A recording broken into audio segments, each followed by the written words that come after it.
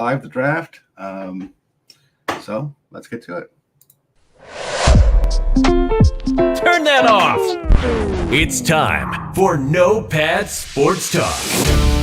Stay tuned as two brothers bring you the latest from your Michigan teams and beyond in hockey, baseball, football, and more. Let's get started. Here are your hosts, JD and Steve. Alrighty then, yeah, just one of us today so far, just me, JD. Steve will be joining later. He's got some real life stuff that's kind of keeping him from being able to join here off the start. We got just a few minutes for the draft is supposed to begin. It's currently 6:56 p.m. Eastern time. Draft is actually supposed to begin here at 7. So we're gonna just wait, kind of go over what's happening as far as the order. This is a Detroit Tigers centric channel here. So that's what we're going to be talking about mainly is going to be the Tigers and how the draft affects the Tigers and everything associated with the Tigers. But obviously we talk about every pick, every team. So with that being said, there's a lot of this draft is really heavy in college players. It's going to happen that way because of the whole 2020 situation. We only had 5 rounds of players being drafted in 2020. So a lot of the high schoolers entered, college as opposed to going straight professionally. And so now, here we are, 4 years later, right? And so all these guys are getting ready to become draft eligible or graduating. So it's really dominated by the college player in this draft. And, you can see that as a good thing or a bad thing, depending on what you like as far as your team normally to pick. If you're going to pick them, normally pick a high school prep prospect or, kind of go with the so-called quote-unquote veteran of the game here with the college players usually having, 3-4 more years of experience.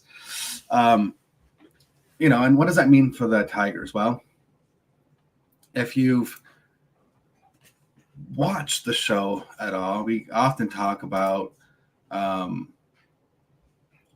what the situation or what the current regime looks at. Because we only had one draft so far, right? So we kind of know what this team is or what the GM's looking for. And he kind of favors a hit tool. Not necessarily the power tool, but absolutely the hit tool. He kind of looks for those that have an advanced approach at the plate that doesn't get a lot of swing and misses. And we've been drafting, again, just a one draft. The top 2 picks we got in Max Clark and Kevin McGonigal were prospects. He did mix in some college players, but again, there were prep prospects. So what do we expect him to do in this draft when it's kind of college heavy? Well, it's tough to say. Obviously you can't pick someone that's not there. So I think, the greater chance of a college player being there in this draft as opposed to a prep prospect. There's probably 3 prep prospects I would assume that he'd be interested in looking at. The first is kind of my favorite. I mentioned him first is Connor Griffin. I think if Connor Griffin's sitting there at 11, I think they kind of have to take him. And I don't think they'll be afraid to take him. Again, it took, Max Clark over Wyatt Langford last year, and you kind of see what Wyatt Langford is doing. And it's no hate towards Max Clark, but it's just what, it's just what is, right? So Wyatt Langford is already having a pretty good start to his career. It started off kind of slow, but since then, it's been he's been doing really well. So I'm sitting there thinking that when we're looking at I'm kind of jumping track here. The other one is Bryce Rayner. I think that he has a chance to be, available at 11 as well. And probably the top pitching prep prospect and Cam Caminiti, being 17 years old, a big lefty at 6'2". He has a cousin of Kim Caminiti, the MLB player before him. So anyway, that's probably the prep prospects that we're looking at. Obviously with the Tigers, they could go pretty much anyone, and that's what makes this draft so much different than other drafts. The Major League Baseball draft, the best player doesn't always get selected number one overall. A lot of it has to do with slot value, how much these players are going to be getting, how much these teams are going to offer the players to be selected. What typically happens is you have a college player, let's just say they're done with their college career, right? No more college career. So what are they going to do? They get drafted. Are they just going to sit out a year because they don't like the team that drafted them, or they don't like how much they're going to get paid? Generally not. So they have a little bit less in terms of a position to kind of negotiate from. The high school players, on the other hand, right, if you offer them kind of like, slot value below slot, they may just walk on you and just say, no, like, I'm going to go to college. So what some teams have done in the past is they may take a player that's under slot, as far as the value goes, right? Take them under slot, so they have some money left over to use for a prep prospect later on in the draft. Like the way that kind of goes, think about like the NFL draft, because so many more people watch the NFL draft opposed to baseball, right? So each pick in the NFL draft has a slot value associated with it, right? Especially right now after everything kind of like, they changed the way the draft works. So there's no negotiating. It's like, this is what the slot pays. This is what you're going to get. Well, in Major League Baseball, there is a pool of money that the teams can use to sign draft picks. And that pool of money is determined by that slot value of the pick itself. So just for really simple, easy math, right? This is not what the values are, but just for simple math. Let's just say you have say your first three picks, right? Let's just say one pick's valued at $3 million, one pick's valued at $1 million, one pick's valued at $500,000. So that gives you $4.5 million to work with. Let's say you go ahead and you use for your first pick where you got $3 million. Let's just say you pick a player that would take less money than the value of that slot. Say I'll take $2.5 million to sign on your team. That in essence gives you you bank $500,000. So now you can use $500,000 on your second selection or your third selection, or a combination. So your second selection, whereas it's only slotted for $1 million, you can then use that $500,000 and pay somebody $1.5 million to try to lure them away. Usually a prep prospect, lure them away from going to college and saying, "Hey, I give you this much more money if you come, on my team now." And that's kind of what happens. You can kind of bank all that extra money in order to try to get better prospects later on in the draft.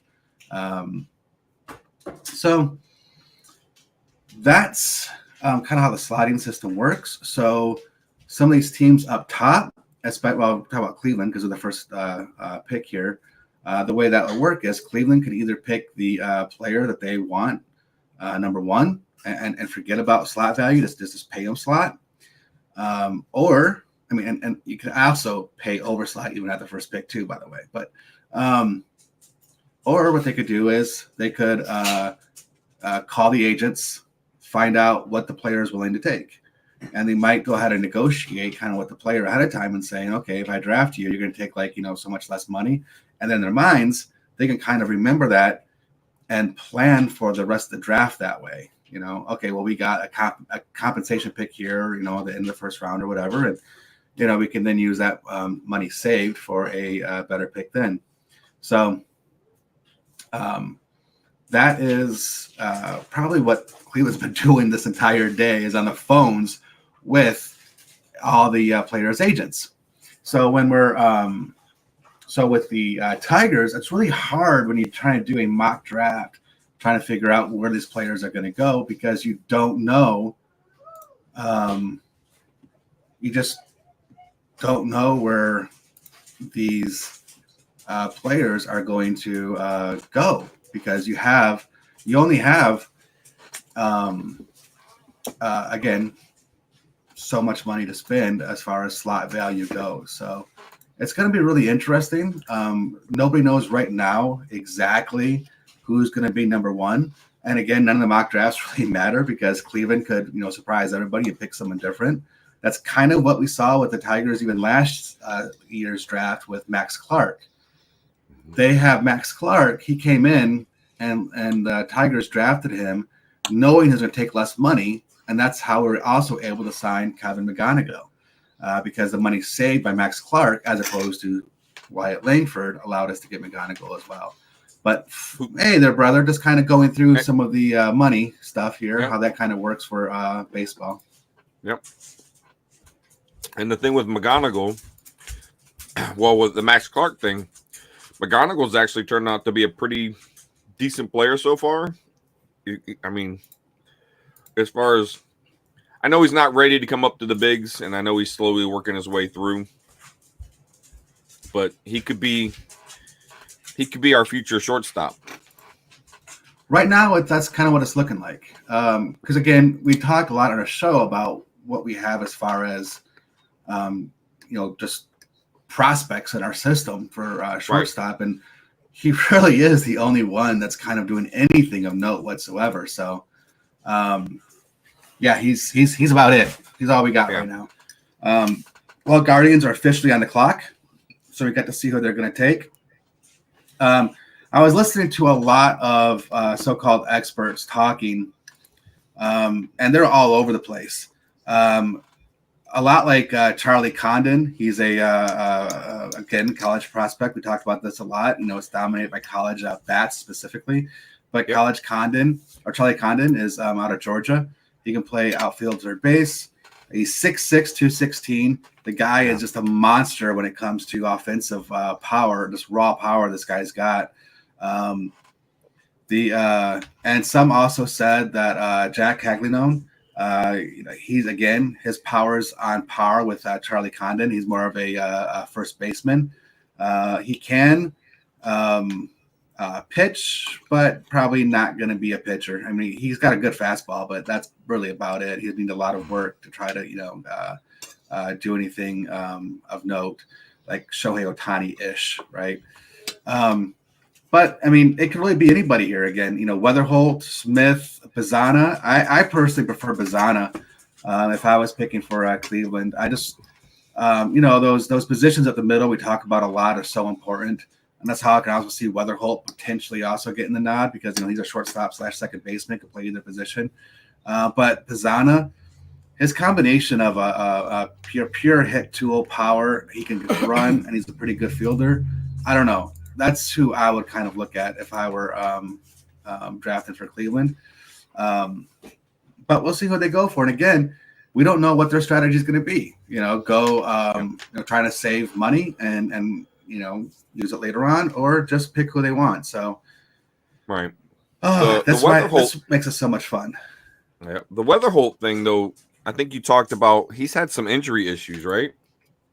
Yeah, so he did have some injury issues, and if you look at his stats going from like last season to this season, they really dropped off. And I mean, everything from he hit like 450 on average last year. That was just insane what he was able to do. But yeah, he kind of got injured. It's pretty serious injury in terms of having to take games off, things like that. And when he came back, just wasn't the same player. He didn't have didn't have the same swing, didn't have the power. Just nothing was there. But I don't personally. I wouldn't be too worried about it.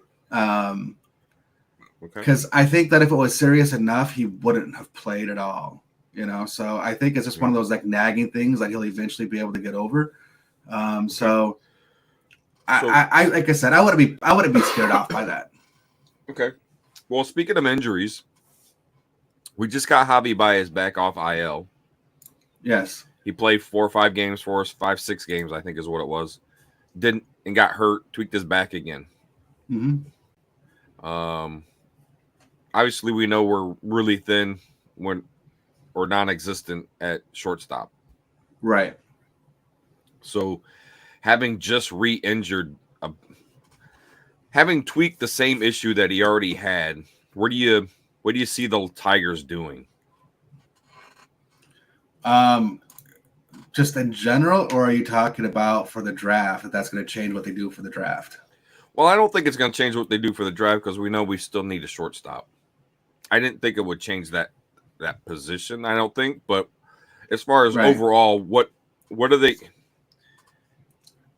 What are they going to do with him? Or do they put him on a longer IL? Well, yeah, good question. I don't know. They look. I know in this game they just played against the Dodgers. McKinstry was at shortstop. He also played yesterday at shortstop after the Baez injury. Exactly. So that's probably where they're going to stay right now. They gave a shot to Kreidler and he did, terribly. And so next man up, let's see what McKinstry has to do. He's not a typical, starting shortstop. He's, one of those utility guys, but, he made a pretty good play behind second base in yesterday's game to kind of save the game for them. And they, and today he hit a triple, to help win the game then too. So, pick is in. We're going to see who the Guardians select here. All right. Sorry, everybody. I am trying to eat, and I noticed I'm trying to eat when the video was on. So, Travis Pizzana. Yep. They got him. That's who you said you thought they'd take, right? Or thought they should. That's who I would have taken if I was in Cleveland shoes at that moment in time. I just think Travis Pizzana is, he's a lefty bat, which again, credit to him. And sometimes lefty bats are hard to find, but being able to hit with have good contact skills as well as some hitting power in there. Travis Pizzana, I think, is by far my number one player in this draft. So Pizzana, I know you talked about him. Where did he play college? Oregon State. Okay. He's not the guy you compared his swing to the Yankee guy, right? That is a high school prep prospect. Okay. So when we're talking about like Tigers, you have to look at who we think is going to be there. I mean, obviously, there's a couple players we know had no chance of making it down to 11. Like Travis Pizzana is not going to make it. Condon's not going to make it. Caglianone's not going to make it. Weatherholt's not going to make it. Hagen Smith, Chase Burns, right? None of those guys are going to make it. So who do we actually have that we think might have a chance of falling to the Tigers at 11? And, and you got like Nick Kurtz, the big 6'5" first baseman from Wake Forest. You got Braden Montgomery from Texas A&M.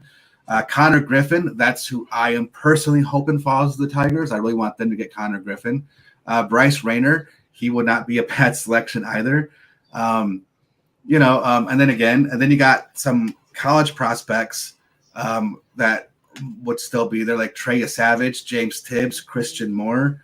And then you have a prep pitching prospect, lefty Cam Caminiti, whose cousin was Ken Caminiti of the Astros. So you have like a bunch of players that might fall. So those are the guys we have to look at. And when you're picking out of the top 10 and you're picking 11, you have to, like, my thought process is you want to swing big, swing for the fences, right? Using a baseball analogy. And that guy for me is Connor Griffin. He's 6'4", 215. The guy has all the tools. Like he has tools that you cannot teach. He's one of the fastest runners in the draft. He's got a great arm. He's good at fielding. He can play like pretty much any position up the middle. Shortstop, center field, and I'm sure he can play second. Like he can play like any of those important positions.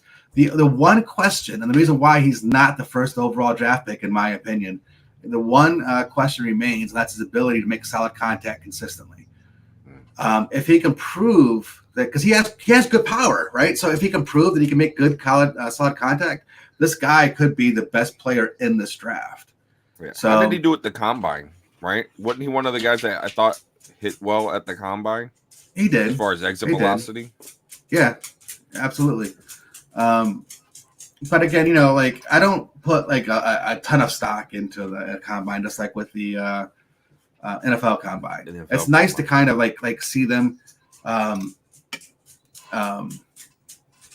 show not just their skills, but like their like how their swing looks. A nice, smooth, sweet swing, or they're a pitcher. Like how is your motion to be able to see it up close, that kind of thing. Like that's what I believe that the combine is actually for. His tools are off the charts, and I would love to. But again, one last thing about him. Excuse me. He does not fit what Sky Harris is looking for. Sky Harris is looking for consistent contact hitters, and that's not Connor Griffin, at least not right now. If he believes that he can be developed into a consistent contact hitter, then we will see him get drafted by the Tigers if he's available. But if he doesn't get drafted by the Tigers, that would be why. Is he a prep guy, right? Prep player? Yes, he is. So my question now is, when we talk about prep player versus college player, we know that at the college level, these kids have already had 4 years of upper level experience. Right. Yeah. Do you, from the Tigers aspect, since we went prep, with our first pick last year, are you thinking an older player, someone who might be be an impactful player sooner at 11? Or when you look at 11, is it just one of those things that's still like a crapshoot, like you talked about, because of the odds of them making it to the bigs drop significantly, the further you go down the list? I'll get to that in a second. The Reds pick is in, and we're going to see who Manfred here announces to be the Red selection. It's probably going to be Condon is my guess here. Chase Burns. Wow, they went a pitcher. Okay, so Chase Burns is a interesting prospect here as far as a pitcher goes out of Wake Forest. He was my number one pitcher on the board. The guy can throw and get triple digits. He easily throws into the mid to high 90s as well, consistently. He's a big 6'3", 210 guy. He has good a strikeout rate. His strikeout rate this year was on par with Paul Skeens' strikeout rate last year. Not saying he's going to be the same player, right? I'm just making a point that it's very similar. Chase Burns has some nasty stuff. So that is I didn't expect Chase Burns to go at this slot here. But hey, I mean, they got a good, really good pitcher here. This guy is, if he can develop a little more control, not that he's completely crazy, but if he can just refine it and tune it up just a little bit and get that little, just that much more control, because as we see on the major league level, you make a mistake, those hitters make you pay for it. So he just needs a little more refinement to make sure he stays in those spots and hits the spots like on the corners and stuff like that. So do you think it's a pitcher like this, because you were talking about numbers, comparable to what Skeens had last year coming out? Mhm. Do you think the Reds looked at what Paul Skeens is doing, and like, maybe we can get the next Skeens? Because I mean, isn't he going to be the starting pitcher in the All-Star game? yes, for the National I League. mean, it's Yeah, only the fifth rookie pitcher to start. yeah, yeah. I mean, But I don't think that's necessarily what caused them to pick that. I think what they, okay. if I'm the Reds and I'm looking at the draft board and I see Condon on the board and he's a great hitter, 6'6", 216. The guy is just a beast. But he can play in the infield, but you kind of already have your infield set, more or less, right? Like if you're picking Condon, you kind of expect him to be, make his debut like in a year, maybe a year and a half. Right. But your infield's kind of a set, and then same thing with Chase Burns. Chase Burns could probably make his debut next year. So we're now. I don't believe in drafting for need on your major league team. I don't believe in it, and I'm going to completely contradict my belief in what I'm saying. It's just that right now the Reds are more lacking in pitching. They don't really have a ton to go with, like Hunter Green, who's been really good. When you talk about making a deep playoff run, you need at least three pretty good pitchers, if not four. Yeah. And right now they don't have three, so they probably are set on what they can do on their infield. But having a game changer like Burns could be available to them, that could come up and making a difference, pretty soon, as soon as next year. I think that's probably what they were thinking on that one. So does Boston have another pick?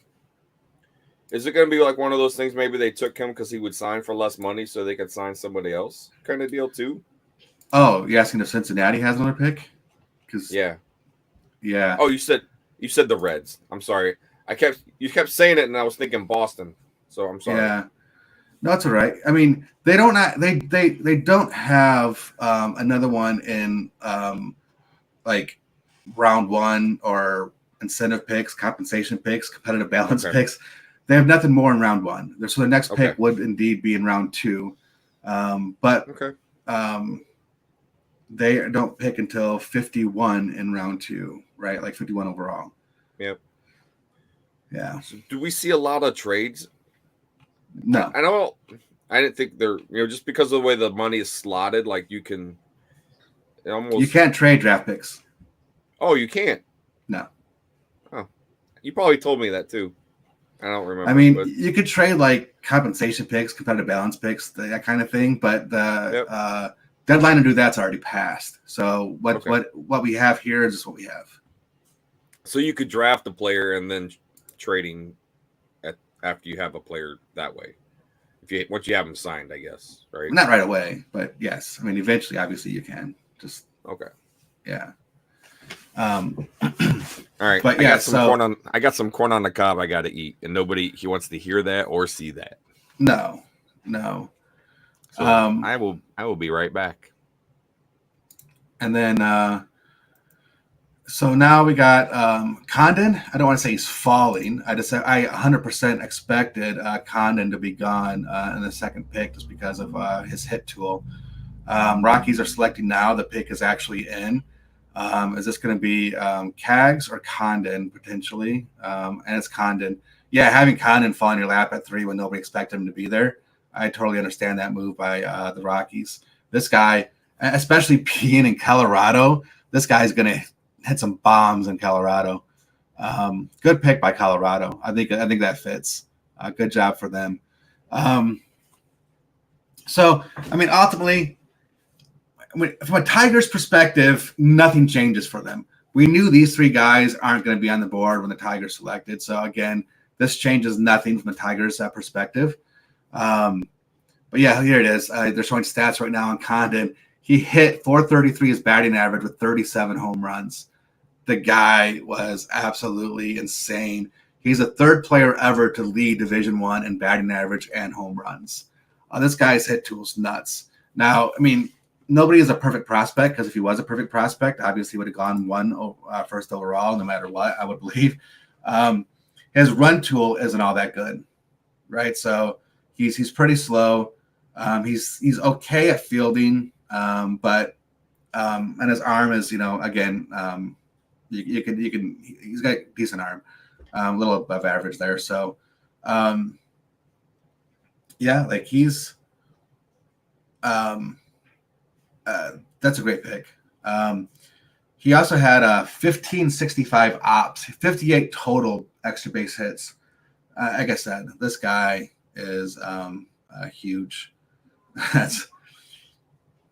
That's all we can say about him. I'm actually really excited to see this guy in the major leagues because of his ability to hit the ball. So, and what's nice too is he's not just a straight pull hitter. He can hit the ball foul pole to foul pole. So, this is probably one of the best hitters in the draft. Like pure hitter, I'm talking about, not an all-around rounded player, just pure hitter. Condon's one of the best. You could argue him or Caglianone, but I think Condon is probably the best pure hitter in this draft, personally. Let's see here. Yeah, they're talking about where Condon actually played. He kind of played all over the field. I don't. He's probably going to end up being in the outfield. One of the corner positions is my guess.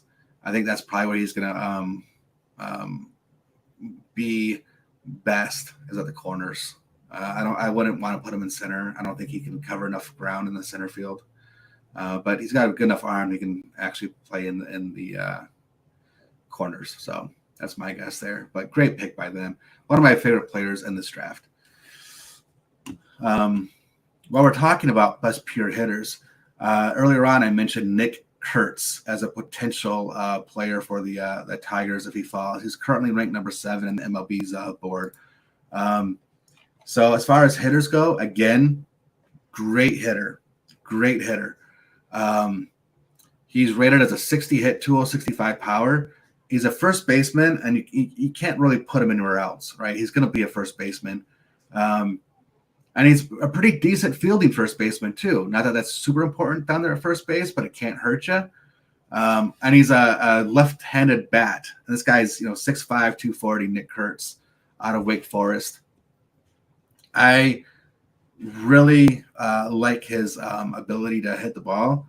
I'm not necessarily a fan of drafting a first baseman this early. But again, when you're talking about the Tigers and, needing some offensive bats, he kind of fits. And again, he's not going to kill you at the in the infield playing first base. Like, he's actually be a plus fielder for you. I know we got Torkelson. I don't know what's going to happen to Torkelson. He hasn't really done great in the minors. Hasn't deserved a call up yet. But even at his best offensively, the guy's a terrible fielder. So, obviously overall, Nick Kurtz could be an upgrade in both areas for you, and another left-handed bat too. So, I'm not here telling you, to draft him and get rid of Torkelson. I'm just making a point that he kind of fits what the Tigers are needing right now. So, I wouldn't be surprised to see that happen. Again, he's not my number 1 pick for the Tigers. That's not who I want them to draft. That's not who I'm rooting for them to draft. But I wouldn't be upset if they did because, again, his bat is pretty insane. So this kid that just got drafted, Condon? You said he's like 6'4", 6, right? Or is he bigger than 6? He's 6'6". 6'6". So yeah, as big as he is, right? You got to think about flexibility. Right. And when it comes to speed, speed can be taught. I mean, to an extent, right? Oh, athletics just picked Nick Kurtz. Never mind. He's gone. I'll just talk about Kurtz. Now he's gone. But anyways, go ahead, brother. But so you work on his flexibility, and I think it's going to help loosen up his hips, right? When he's got to turn and run, if he's out in the outfield. It's going to help him when he's trying to throw the ball as well. So some of those things that you were talking, where maybe his numbers weren't up, but those are fixable things. I feel. I don't think speed is right. Like you have big guys that are fast, like say Ellie De La Cruz. All right. Then you have some guys that are probably more like closer to him, like say Aaron Judge. Now Aaron Judge is a better athlete overall as far as like speed and stuff goes, but Aaron Judge has might take him an extra step or two to get up to full speed. And that's kind of what it is with this guy Condon. It'll take him a little bit extra. I don't really know if you can actually just fix that with, Look, speed stretching. is natural. Like some people are just going to be naturally fast. I understand what you're saying, right? But what I mean is like there are drills that can help you with your quickness, right? When you start talking about flexibility and fluid movements, right? There are drills that you can work on that will make it appear like you are faster because you're able to move more fluidly. Does that make more sense? Well, I mean, it does to a certain degree. Like, I mean, it's not going to the stuff, in my opinion, that's going to help Condon in that scenario would be his ability to get a good read off the bat if he's playing in the outfield, right? So he gets good jumps and is able to like not get burned by making bad reads, and therefore making up for some of your acceleration difficulties by by getting good reads. Like I think that could be fixed. But as far as like base running and stuff goes, like he could be a good solid base runner going say from first to third, but going from first to second, especially like in a steal situation, I think would be a lot more difficult. He's not a guy that I would be thinking about trying to steal second base or any base, right? But if you want someone who might be able to, because it does take him an extra few steps to get up to full speed, he may be the guy that you can, turn a double into a triple. You might try and stretch it. That for sure. And now we're here with those guys being gone. That still leaves Cags on the board. Weatherholt, Hagen Smith, who's probably the top pitcher now that's yet to be drafted. Brady Montgomery, and Connor Griffin and Bryce Rayner, as far as those guys still in the top 10. That's who we got left.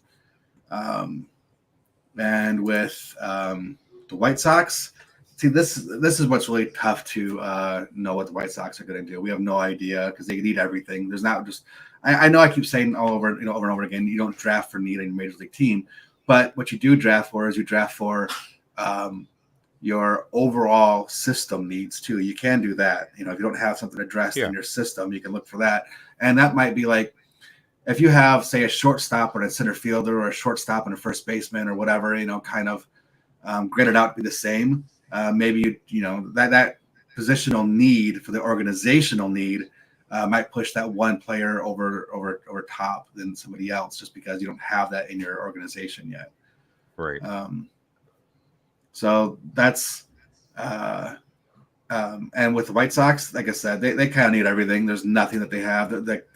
Their best players are probably going to trade this year at the trade deadline. They're one of the worst teams in Major League Baseball. So they can go anywhere. I wouldn't be surprised, in my personal opinion, in this scenario, if they went a prep prospect here, only because they're multiple years away from competing. So the ability to to kind of get someone that's 4 or 5 years away from making their debut, it wouldn't surprise me on this one. I think the White Sox is probably the first team we've seen in this first round that would is likely to draft a prep prospect here. Well, I think that's kind of where I was going when I asked you about what you think the Tigers would do. Do you think they're in a? I don't think they're in a win now or win soon scenario. White Sox are selected, and they got Hagen Smith. Okay, they did go the second best pitcher, in my opinion. A lot of people have number one, the second best pitcher in the draft. But yeah, I mean, he's very similar to Chase Burns. I kind of talked about earlier on. The difference is he might not have the same velocity on his fastball, but he's a little bit more polished when it comes to hitting the corners and the edges of the plate. So good for him. Congratulations, becoming a White Sox. Dream come true. fantastic. He's out of Arkansas. But going back to what you said about the Tigers, a couple weeks ago we talked about like who on the roster do you see as being a piece that we could say that's like going forward, this is a good organizational piece Right. that you can kind of build around. And I think that's kind of changed some in the last, since we had that conversation. We always said Riley Green. Riley Green's the face of the franchise, him and Scooble. Okay, let's get those two pieces out of the way. We know those two. Okay, who else we got? Colt Keith is looking like the player we thought he was going to be. He's starting to actually do really well. Okay. Now Matt Vierling, you know how much I love me some Matt Vierling. He's one of my favorite players on the Tigers. And you asked me then, what I think about him and is he untouchable? At the time I said no. And now I think that's probably a little more yes. What he is doing, combined with what everybody else is doing, we just already kind of previously mentioned, I can see him being that, a needed piece. Now, I wouldn't say he's untouchable. I would just say that like he'll be a guy that I would want to hang on to, and it would be a lot for me to it'd take a lot for me to get rid of him. Like it's going to give me a lot. But anyways, okay. So we also seen pitching wise, we got some Casey Mize. This is his first year coming back from having like basically a year and a half off because of Tommy John surgery. And he's not pitching great, but he's not pitching horribly either. I think he could come back and and actually do well. So that could be a piece. So we're starting to seek this, and Reese Olson. I think Reese Olson's a piece. So I think the rest of the season is going to kind of tell us where we are at. But if I was the Tigers GM right now, I would say that we are probably at least a year away, year and a half away from competing. I'm thinking because I think we're going to compete around 2026. There's potential Max Clark coming up, McGonigal, Hayu Lee, like those players, like those young core. When that young core can join the current core that we're talking about, and if they can actually play up their potential, because again, everything's about that, right? You got to play up your everything's potential. about. So, but if they can play up to their potential, that's when we can start seeing them win. So in that scenario, we're looking at, say 2 to 3 years. So if I was a Tigers GM, I'd be looking at players that can start contributing in 2 to 3 years. Right. Okay. I mean, that's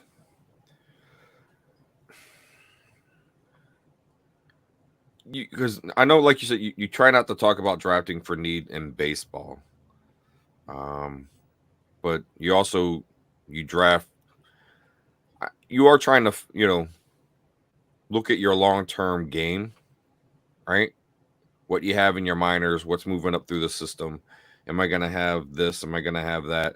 So it might not be need, but you are trying to make sure you have players on your team in your system that you can work on to develop. Right. I mean, look, I think more than any other sport with baseball, you draft for best player available. That fits within what you're trying to your strategy is. Best player available under slot or something, if that's what you're trying to do. That kind of situation. Royal selections coming in, but you still want to go best player available because you never know what your team's going to look like in 1, 2, 3 years with injuries, trades, and everything else that may happen. So just go with the best player, and you really can't go wrong for the most part. Okay. KC picked Cags. Jack Caglione is now gone. Not a big surprise there.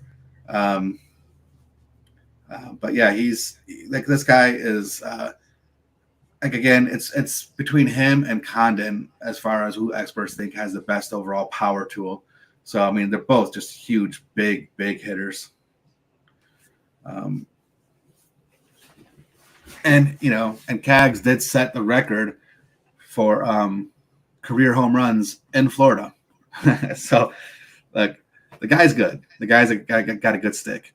And that's what we're going to see. Before you got on, that's what I was talking about earlier on, is this whole draft is going to be dominated by college players because in 2020, the MLB draft was only 5 rounds. You didn't have that many high school players being drafted in 2020. So all these high school players went to college, and now here we are, 2024. Guess what? 4 years later, and now they're draft eligible or graduating, and now we see them, coming out now in this draft. So it's not a big surprise we're seeing this dominated by college players. But yeah. I didn't even think about the COVID year. Right? Yeah. And and those prep players, really had their, like, I had to go to college if I'm going to keep playing. Yep. They're kind of forced to do that. So yeah. Again, this doesn't change anything in terms of what the Tigers were looking at. We expect this guy to be gone. So now we're waiting for, is it St. Louis? I think is up next. I think it's St. Louis. Let me double check. Let's see. Yeah, St. Louis. So we'll see what they do here. Again, let's see. Weatherholt is still on the board. Smith and Burns are gone. Kurtz is gone. So now it's just basically in the top 10, again, according to MLB.com. Weatherholt, Braden Montgomery, Connor Griffin, and Bryce Rayner. So nobody outside the top 10 has not been drafted, right? That's correct. Nobody's been selected outside the top 10.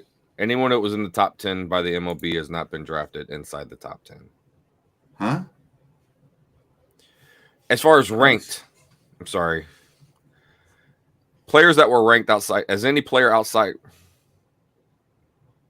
The only players drafted so far is inside the top 10. No one outside the top 10. Yeah. No one outside the top 10 has been drafted yet. Okay. All right. Yeah. And well,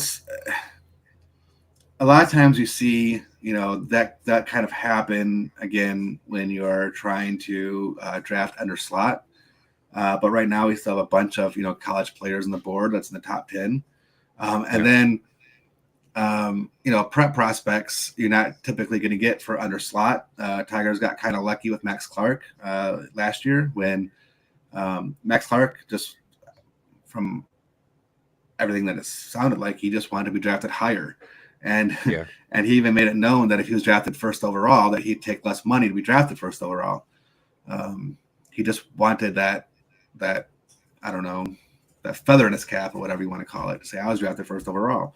But most players aren't that way. So Connor Griffin, Bryce Rayner, the top 2 prep prospects, I don't expect them to go under slot. So we'll see what happens here with who takes them. But St. Louis, again, they certainly could, because again, if they don't take him, Braden Montgomery, this guy is a great, great arm. He's got a decent hit tool as well. So yeah, well, that could be a potential spot for him to go, being in the outfield. But he's the only player in the top 10 that is right. Yeah. That's not a prep prospect. That's not a prep prospect right now. Is Braden Montgomery, Trey Savage, James Tibbs. Speaking of guys that hit the ball, Tibbs is another guy that can hit the ball. He's not very good again on the bases, but he can hit the ball pretty good. Christian Moore, he's got some sneaky power. He's 6'1", 210, and he plays second base. and he's got a pretty decent. He's a decent fielder at second base, decent enough. He'll stick there for sure, no issues. But this guy's got some sneaky power, especially for a second baseman. I can definitely see a team. Now he's number 13 according to MLB.com. I can definitely see a team in the top 10 reaching. I don't want to say reaching, it's kind of a long terminology, but going outside the top 10, drafting him as the first player outside top 10 being drafted. Okay. Yeah. So, Weatherholt just got drafted by St. Louis. Oh yeah, I forgot about Weatherholt. I kept saying. So he did fall a little bit. I'm not really surprised by that. Again, injury. Like I said, I wouldn't be worried about it, but I just think that St. Louis is just ecstatic right now, having a player of that caliber fall to their lap there.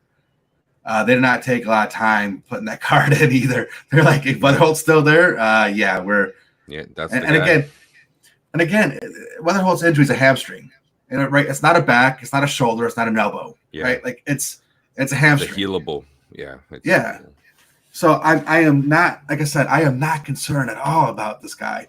And the fact that he fell as far as he did, wow, St. Louis, congratulations, man. That's awesome. I think they just got a steal right now. So, yeah, okay. Now it goes back to Braden Montgomery being the only guy in the top 10 that's a non-prep prospect. So we got Montgomery, Griffin, and Rayner left. Yeah. Because we talked about a couple of those prep players because they were sort of a positional guy. Like they're listed like playing shortstop, second base, but they were also listed as playing center field. Well, that's Connor Griffin. Connor Griffin. Yeah, this is why Connor Griffin is so intriguing to me. Like I said, he has every tool that you want. The only thing that's in question is his ability to put a bat in the ball consistently, like solid consistently every single time.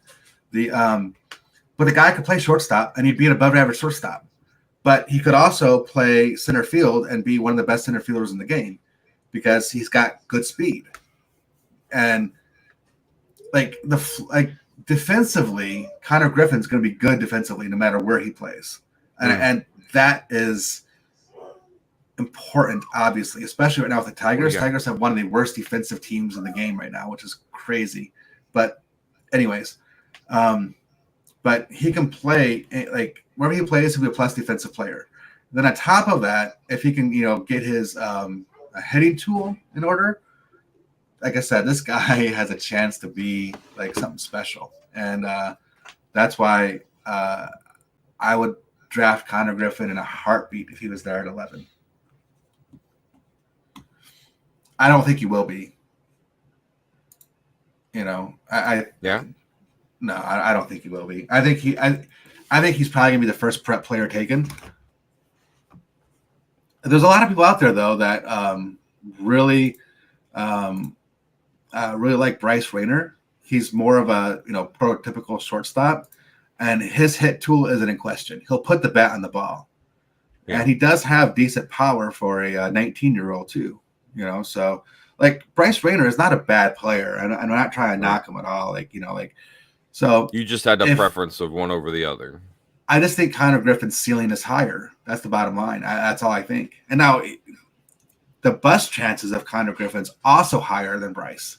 So if someone wants to, get a pretty good shortstop and, have it be a little bit of a safer pick, then that's definitely Bryce. But Connor Griffin, man, like I said, it's swinging for the fences. It's going to be all or nothing with this guy. Gotcha. And but you have to always ask yourself, right? People play the lottery all the time, because they always say, what if I do hit? What if that one chance out of like 3 billion or whatever it is, like I hit the lotto? Like that's a life-changing event. If Connor Griffin ends up being that type of player, that's a life, that's going to be an organizational changing event. Right. So that's why I would really want to just take a chance on Connor Griffin because again, his defense is going to be good. Let's just hopefully he can do something decent on it with the hit tool. Yeah. So, talking about last year, Dylan Cruz. Who drafted Dylan Cruz last year? Washington. Okay, so they're selecting 10, and we obviously know Skeens went to Pittsburgh, and they're drafting 9. Skeens obviously, as of this year, if you were just looking at this year, the Pirates just crushed it, right? Yeah. Okay. Yeah. As far as their pick, because who's the guy that got picked after we took Max Clark? Because I know that's the guy. Wyatt Langford in Texas. Langford. Thank you. Yeah. So, yeah, I think for me, when I'm looking at what the Tigers are, or where the Tigers are at, I guess wouldn't be a shock to see them take a prep player because I know they're not going to be playing in the next couple of years. Yeah. I mean, but if you start looking at the way they've played the last couple of games against the Dodgers, now, 2 days ago when they went in the there it is. Christian Moore just got selected. Like I said, I figured he'd be the first guy outside the top 10 to get picked, and he 10. sure is. Yeah, like I said, that guy, I like his tools, and that's by the Angels. And the Angels recently, the last few drafts, have been drafting guys that they can bring up to the major league team pretty quickly. So I wouldn't be surprised if Christian Moore is already on a team next year, if not by the end of this year, because that's what they've done with like Zach Neto, Shuano. Like they've drafted them, now you're on a team like that quick. So yeah. But yeah, Christian Moore, I mean, good pick by them. Now they have their future second baseman and their future shortstop in Zach Neto picked. So that's amazing. Yeah. Well, they're shoring up the middle. Yeah. I still got Mike Trout in center when he's healthy. And they've got their catcher as well, Logan O'Hoppe.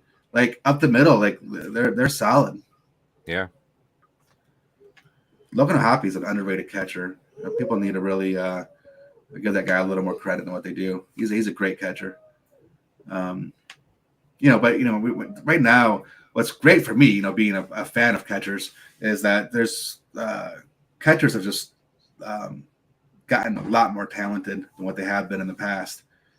So it sounds like you're talking about we need to do a show dedicated to only catching or catchers. Catchers. Yeah, they don't get enough credit. Like catching's a tough gig, man. Oh, you're in every single play in that hot equipment. You gotta be smart. You're the one that's calling the pitches. Like you got the game plan. You're calling the defensive adjustments. Like I love catchers, man. And but yeah, there's been a lot of really good catchers and a lot of good catchers coming up too. As a matter of fact, I was watching a draft show. Like I've been talking about this for a while, and they were talking about the Dodgers, and they're saying the Dodgers have so many catching prospects. Like they got Will Smith signed for like a long time, and they got Dalton Rushing. They're just going through all their, and it's like, well, and they said they could see them trading one of these catchers, at the trade deadline to try to bring in, like say pitching for an example. And I'm like, I just said that, like. Well, you've been saying that because, like, they are loaded. I think you said that at the beginning of the year. Beginning of the year, yeah, I did. So I mean, I what it is. And again, I'm not happy with the state of the Tigers catching. So I really want Tigers kind of make a move on that. Oh, speaking of that, right? So as a prospect, That's going to be drafted this year, probably in the second round. And of course, catching prospect are Texas Tech. Not only do I think this guy would make a great fit in the Tiger system, but I think he fits the profile that the GM's looking for as well. Because Basil has a 60 hit tool. Like he puts the bat on the balls, and he made contact with 92% of the fastballs thrown at him in 2023. And to put that in perspective, fastballs is one of the things that's actually hurting our current hitters. Like they have a tough time catching up with the fastball. Anybody from Colt Keith, you see Colt Keith, even though he's handling the fastball, he's hitting the fastball, he's not really pulling the fastball. He's hitting on the opposite field a lot. That's one of the things Spencer Torkelson's been struggling with. Like fastballs have been eating the Tigers up, and this guy has made contact 92% of the time on a fastball. So, and this guy is ranked the 55th overall prospect. And again, catching's an area of need, in my opinion. So again, you don't draft for need necessarily, but again, there's team need and organizational need, right? And the organization also needs more catching prospects within the organization, and I just think this guy fits that profile as being a good hit tool guy. He's not a first round guy, right? He'd be like a Connor Griffin just got drafted by Pittsburgh. Well, I knew that was going to happen. I said he was going to be the first prep prospect taken. The guy's just got so many tools. Well, you talked about him too much. That's why someone else took him. Yeah, well, you got to start keeping the people. You got to start keeping who you like under wraps. But look, I'm pretty good with my predictions so far, right? I made mention. Where's my thing at here? I made mention. I don't even see where that's at now. Where is my? So the Nationals are on the clock now, right? Yes, they're on the clock now. I made mention Christian Moore is going to be the first guy outside the top 10 to be taken. That was true. Connor Griffin was going to be the first prospect taken. That was true. So, yeah. Chase Burns will be the first pitcher taken. That was true. So, Washington. So again, you don't draft for team needs, right? Yeah. I can see Washington right now because they seem to like drafting prep players. So if trying to get in Washington's head, that's not who I'd take if I was Washington. It's my prediction for Washington. I can see them right here going with Cam Caminiti. They still need some pitching in the major league team and within the organization. They got Cade Cavalli, but he's been injured, and we'll see what happens when he comes back. But they still need some pitching. So I know Trey Savage is still on the board. He's a college pitcher, but he's only 20 years old. That could be a direction they go because he's kind of a younger college player. Yep. Cam Caminiti is one of the youngest players in the draft period. So that could possibly be the pick here too. But I would not be surprised if it's either one of them. So we'll have to wait and kind of see who that's going to be. But And kisses. Noggin? No. Yes. Hugs Give me some noggin. Hugs and kisses and noggin. Give me noggin. Give me noggin. Noggin. I love you. Oh. Say good night. Good night. Good night. Good night. Sorry, granddaughter. You always got to make time for that. Of course. Yeah. And for those of you guys that don't know, I have a granddaughter who is 3, going to be 4 in September. My brother here has a daughter, my niece, same age, born in August. Yeah. Tells you where we are in our life. Kids happen a lot later in my life than yours, though. So. Yes, they did. what was I, like 32 when my first kid was born, something like that. You know, Like, I was 25. yeah, Yeah. So, you know, big plus difference. plus our age difference too. Yeah. You know, so 7 years there. And But the one daughter you're talking about, I was already 40 years old when she was born. yeah. Yeah. Yeah. Um, And we had all our kids before we were 29, or at 29, I think. We turned 29.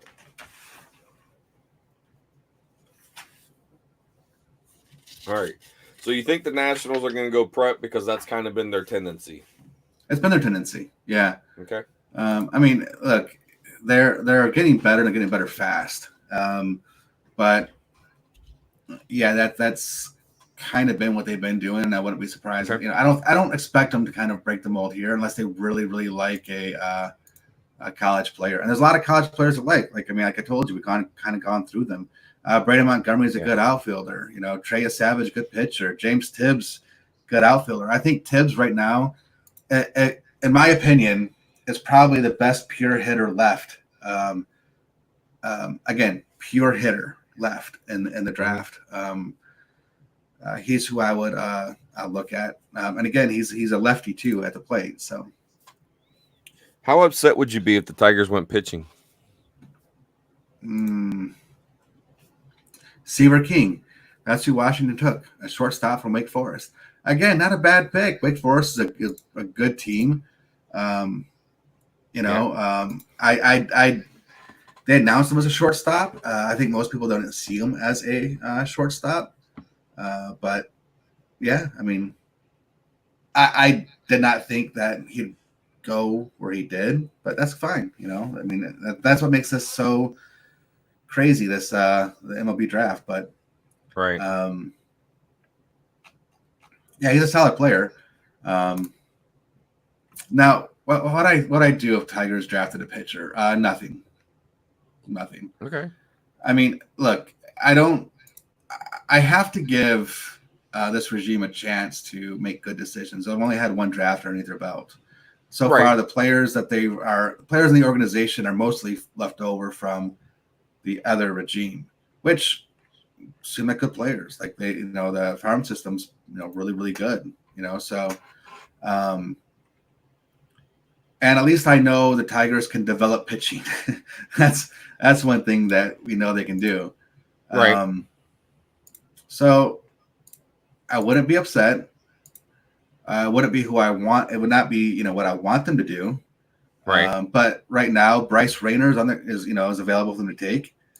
He's the best shortstop available in the draft right now, right this second. James Tibbs, like I said, he's an outfielder, but the guy can just flat hit the ball. I don't want them to take Cam Smith. He's probably right now the top third baseman on the board. I'm not a fan of Cam Smith. So, Okay. But right now, I think the Tigers are looking between Cam Caminiti, James Tibbs, and Bryce Rayner. Oh, and Trey Savage. It'll be like one of those four players, in my opinion. I think they're going to draft right here. Okay. Yeah, if I had to choose one, man, it's tough because I just don't know. I'd say Bryce Rayner. I think that from the beginning, I think that he fits the Tigers mold more than Connor Griffin. Even though I personally like Connor Griffin more, I think Bryce Rayner fit that mold more than Connor Griffin did as far as for the Tigers. Okay. If it's not him, like I said, it Cam Caminiti or Trey Savage is probably more than likely one of those two guys, but I can actually see them going James Tibbs too. But I think Tibbs is probably out of the four I selected, I think he's the least likely. Okay. So now we're just waiting for the Tigers to select. They're on the clock. They're talking a lot right now about Seaver King. Yeah, I mean. So how do the Tigers really sit in third base? Don't have one. Really? Okay. I mean, you got Jace Young, but he's a question mark as far as defensively. And we don't know what he's been able to do offensively either at the major league level. He's doing really well at the minor league level. They're in AAA, but we don't know where he's going. Again, some people take a long time to adjust. Yeah, there's one for sure. So we just don't know, right? Like, Okay. So, I think right now, I just think based on our talks and the shows that we've done, shortstop just seems to be the bigger need. Yeah, but you just don't draft for need, right? Like that's the thing. Like you can't really do it. I know, but if you're still looking at prospect ranking, what's his face? The shortstop's going to is the higher ranked player, right, Bryce? It depends on which ranking. On MLB.com, I'm looking at MLB. Brandon Montgomery is number 1 right now. Is top guy left on MLB.com. Bryce Rayner's number because Brandon Montgomery is ranked 8 overall. Bryce Rayner is ranked 10 overall. Oh yeah, I skipped the Montgomery guy. Sorry. Yeah. Oh, Tigers are picking, and they've selected Bryce Rayner. Good pick. Good job, Detroit. Good job. Yeah. I like that pick. Obviously. Well, it's hard for me to not think about need, right? Because I football mind, right? Because on the NFL side or football side, I think teams can draft for need, right? More than they do. I mean, I know they absolutely select best player available, right? Especially as you get later in rounds, it's like, okay, this is the best guy up here. He fits. Boom, go. But so it's hard for me to be thinking about. I just know our system, our farm system. When you talk about positional, right? We just haven't. We don't have the players in the farm system for the shortstop position. No, we don't. No, the farm system is devoid of actually. I mean, okay, up the middle talent as far as the farm system goes, we have now Bryce Rayner, Kevin McGonigal, Hugh Lee's a second baseman, Parker Meadows, since he's still technically considered a prospect, we got him for center. Yeah, there you go. That's our up the middle depth. I mean, Dylan Dingler, he's in AAA as far as a catcher, so you can kind of consider him from the middle too.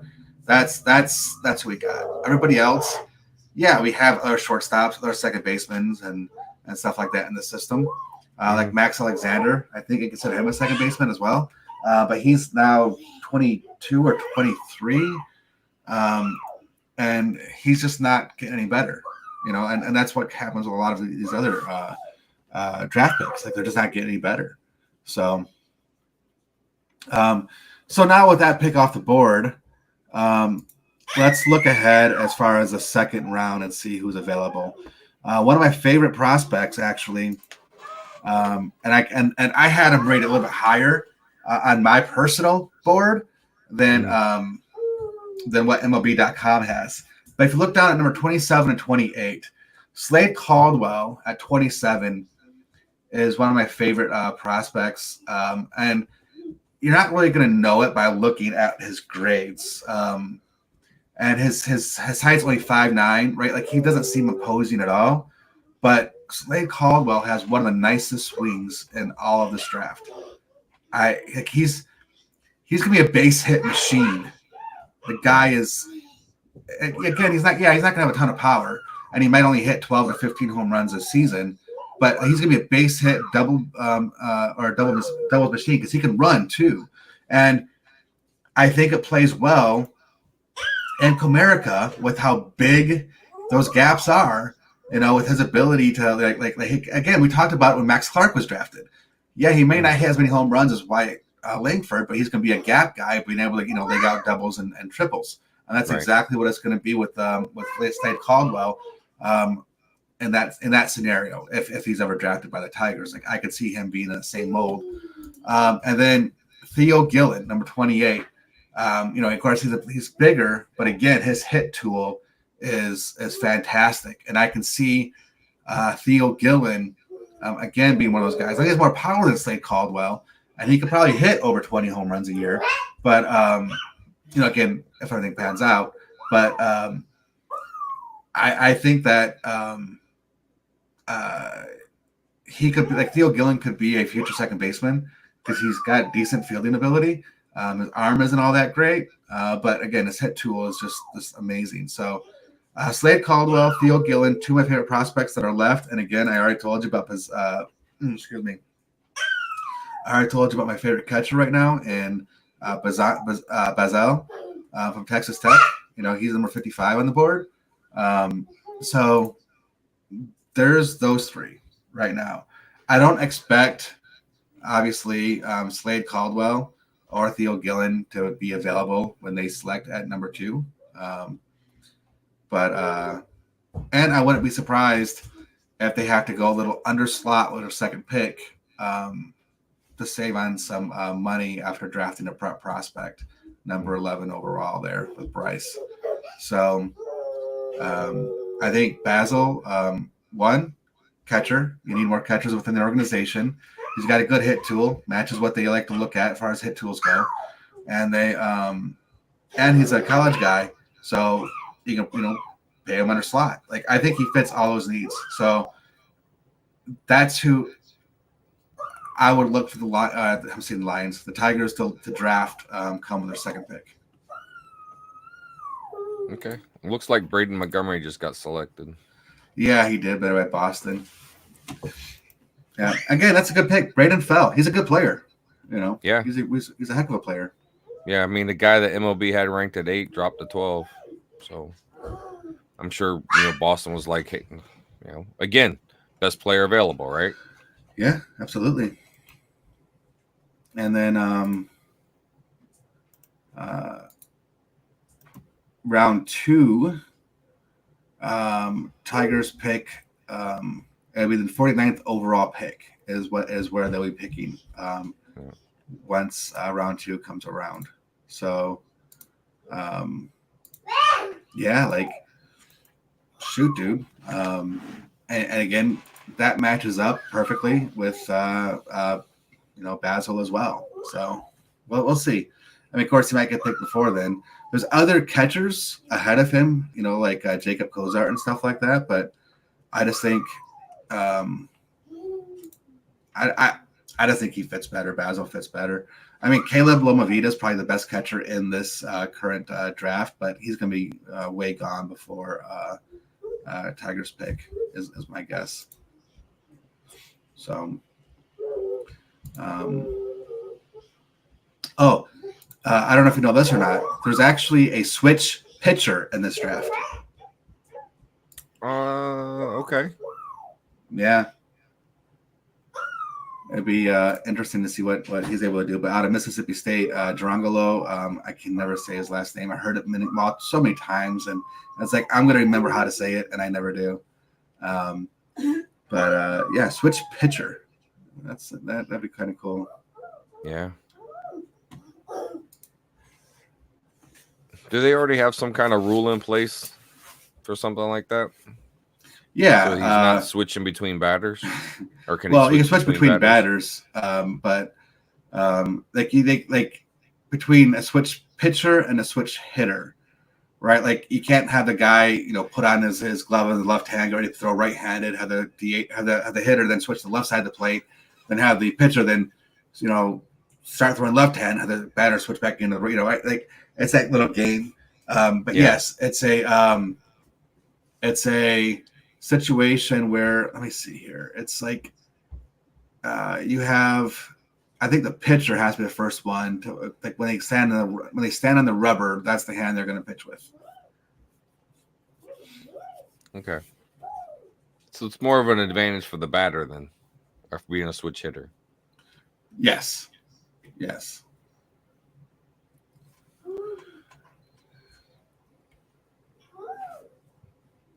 Yeah, but that switch pitcher though, like, if you look, he's obviously much better from, I think, his right side than his left side.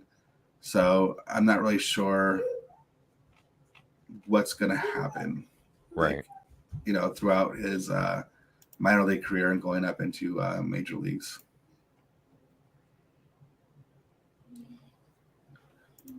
Yeah.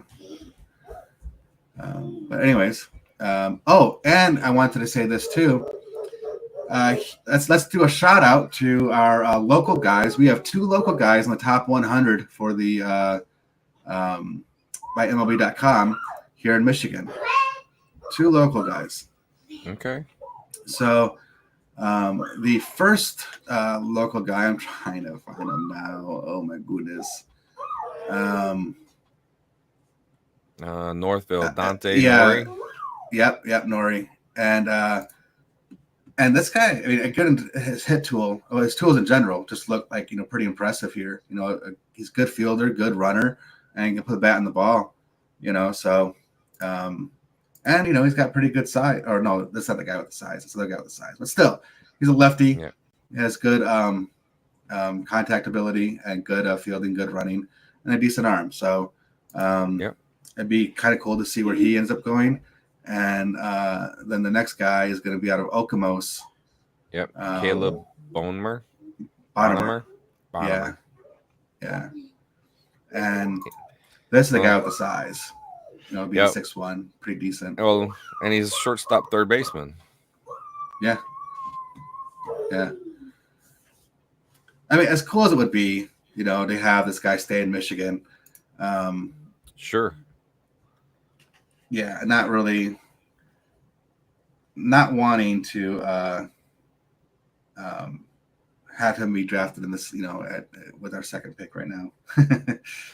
Well, I mean, you're talking, he's ranked what, 70, 71. So we're picking 48 or 49, right? Yeah. So it's probably a bit of a reach when you talk about best player available. So Tibbs went to San Francisco. Like I said, that guy, good hitter. Get out there in San Fran. So it'd be nice, right? Like he's a lefty over there. Being able to hit him over the right field fence and into the bay. Absolutely, right? Yeah.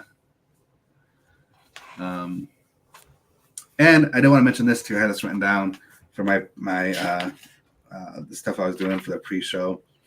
With Bazana being the number 1 pick overall, he is the first second baseman to go number 1 overall, and he's actually Australian, and he's also the first Australian to go first overall. I did see that he was from Australia. Yeah. Which is really cool. I mean, baseball it's a world sport. It is. Right? And it was invented here, and now we're getting beat in the World Baseball Classic. So and that's what I want to say. And if you've ever watched the World Baseball Classic, like you can actually see, or even when they had it, baseball was in the Olympics, right? Just the players and the talent that are in these other countries is phenomenal. Yep. Like you have to send, like your scouts have got to be going to other countries. You've got to have people in place that can do those types of things and see and scout those players, because you need it for your club. So I also want to mention this about Cleveland. Cleveland is the first time ever they're drafting first overall. Okay. So they made history, their own personal history by drafting first overall. They made history by drafting, Travis, first second baseman, first Aussie. And then on top of that, they actually have more homegrown talent than any other major league team. Out of 26 players on their active roster for Major League Baseball, 16 of them were drafted by Cleveland. They traded for 7 others, and only 3 of the 26 were signed free agents. Wow. Yeah. All homegrown talent. And they have going to the All-Star break, best record in Major League Baseball. No, second best now, I think. But still, they have one of the best records. Well, that's their system, right? They're able to develop their players that they draft. They bring them in because they fit their system and They can develop that talent to fit what they want. No, I mean, it's as far as Cleveland goes, like they've been amazing at that, and it's not just Cleveland, right? Like what I mean by that is, so when I read that, I was looking at Baltimore, okay, and you've talked about their system and how like their young talent, yes, a lot. So I wanted to see if what Baltimore did is similar to what Detroit's doing, because of course everybody's talking about how Detroit's been in rebuild mode for like a super long time. So I kind of wanted to see like what Baltimore's rebuild mode looks like, because again, not only they're very, you can't argue that they did a rebuild completely successfully, because almost every player on that team again is going to be like a homegrown player, but very similar to Cleveland, and they have more talent waiting. Like I was looking at their top prospects, right? I mean, Judd Fabian, Juan Nunez, Cade Povich, Enrique Bradfield Jr., Dylan Beavers, Connor Norby, like are all other players that they're just waiting to kind of bring up. Like these are kind of players that are kind of aging out. They're getting a little bit older.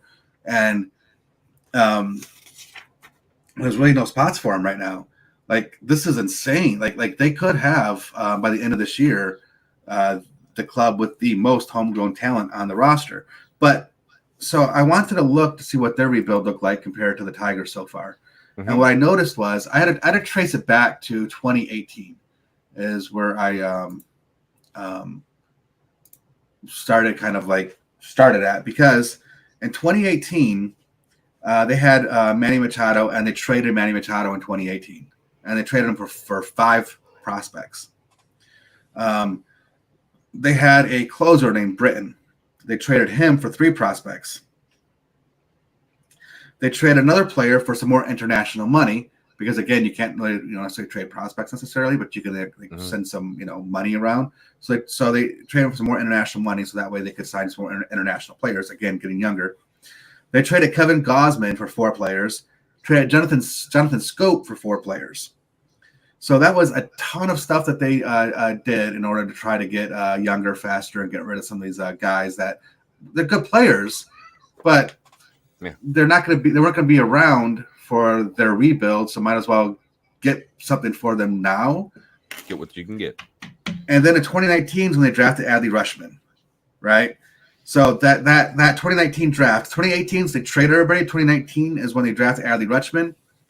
And in 2022 was the first time they had a winning record. So that's 3 years after their first draft for Rutschman. 3 years they had a winning record. In 2023, they won the best records in Major League Baseball with 101 wins. And now here we are in 2024, and they're winning the very competitive AL East. So 2019 was a draft, and took 4 years before, or 3 years before they got the winning record, 4 years before they were actually competing for a World Series. Okay. So that's what we're looking at, 4 years going by the Orioles timeline. Right. And this is only year 2, correct? With under the new management. Well, they only had 1 draft so far, right? 1 draft. Yes. And again, from Rutschman to their first winning record was 3 years.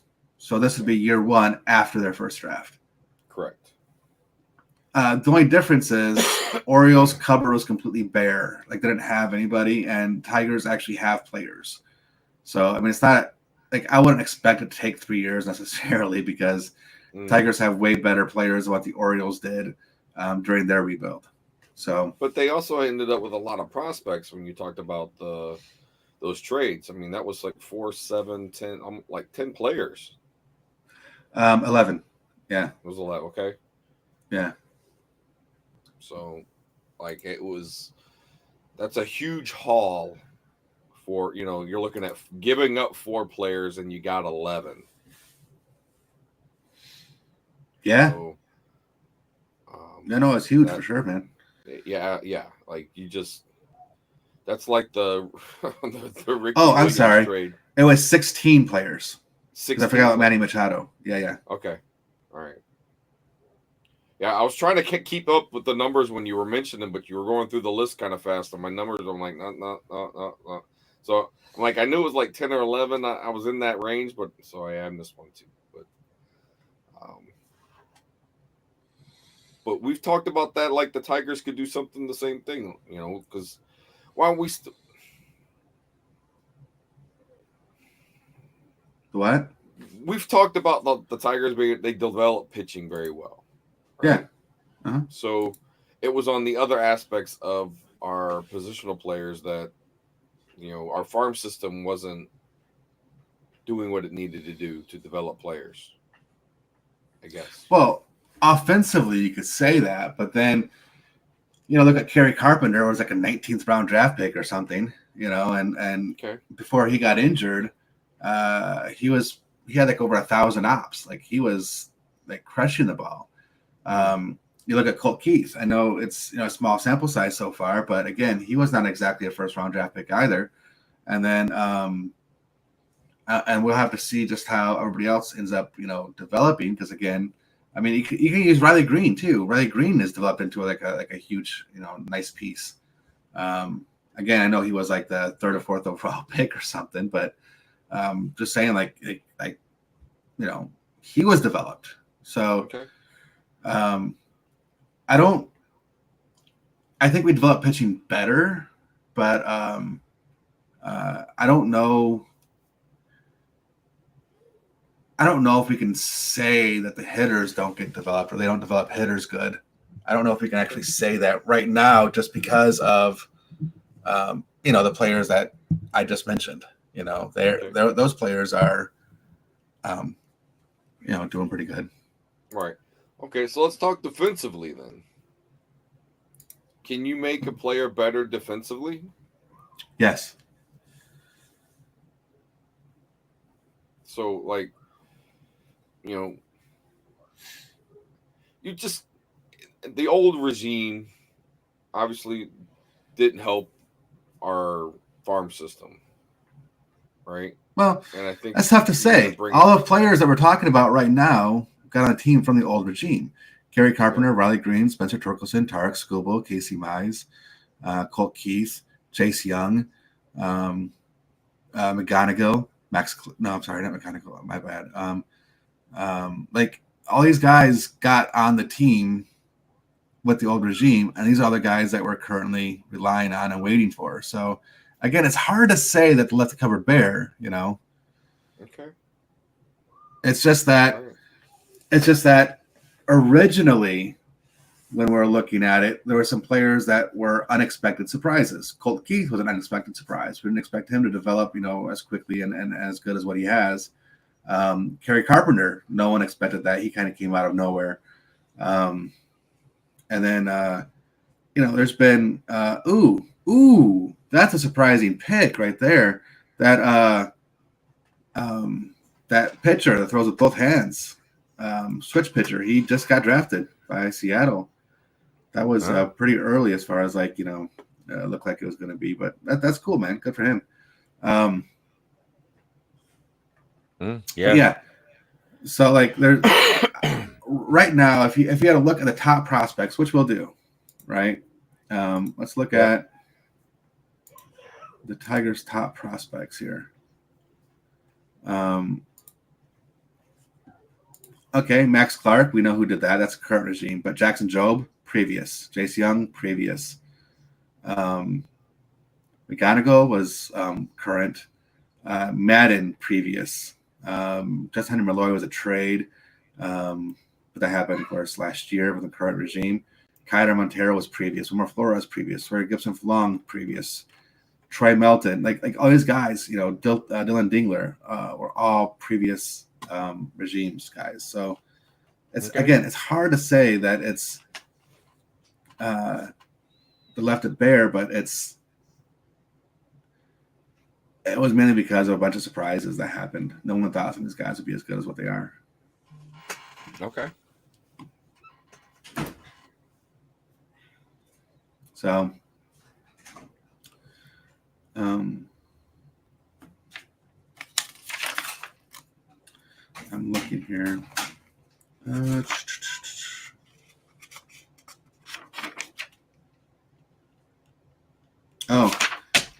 Another thing I wrote down to talk about here.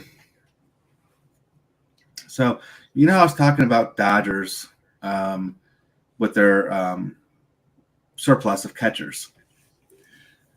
And Diego Cartaya as being the one that I've constantly talked about as far as being perhaps someone they trade.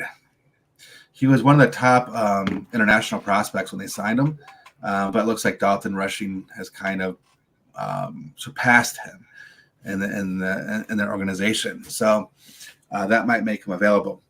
And they need starting pitching. So let's look what happened to them this year. Pitching wise, they started the season without Clayton Kershaw, Gonsolin, Trevor May, and now Buehler, Yamamoto, and Glasnow are all injured.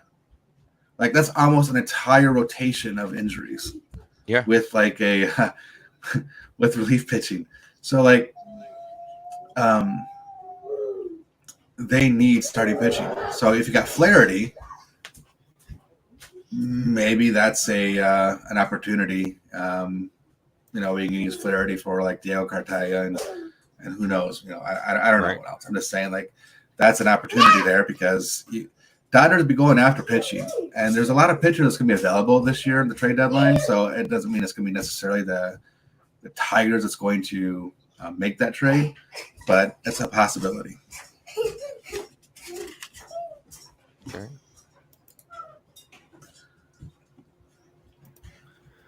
Yeah. Oh, wow. Chase Burns, the second pick in the draft, was born in Italy. So you had Australia first pick, Italy second pick, and then that pick there, Durangelo, the switch pitcher, Netherlands. Netherlands, yeah. Yeah.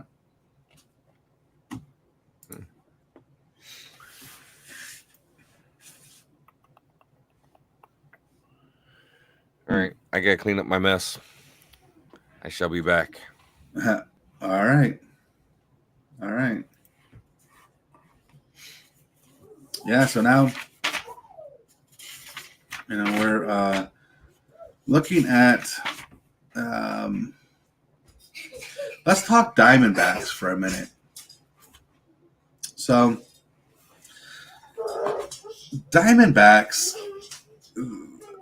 they have their first pick in the round is going to be 29. So they're picking towards of course, the back end there.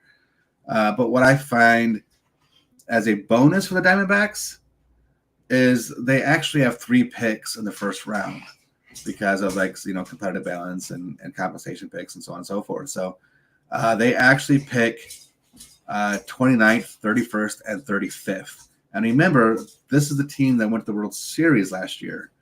And even in the World Series last year, they still get 3 picks in the first round, and they still have the 10th most money in the rookie pool.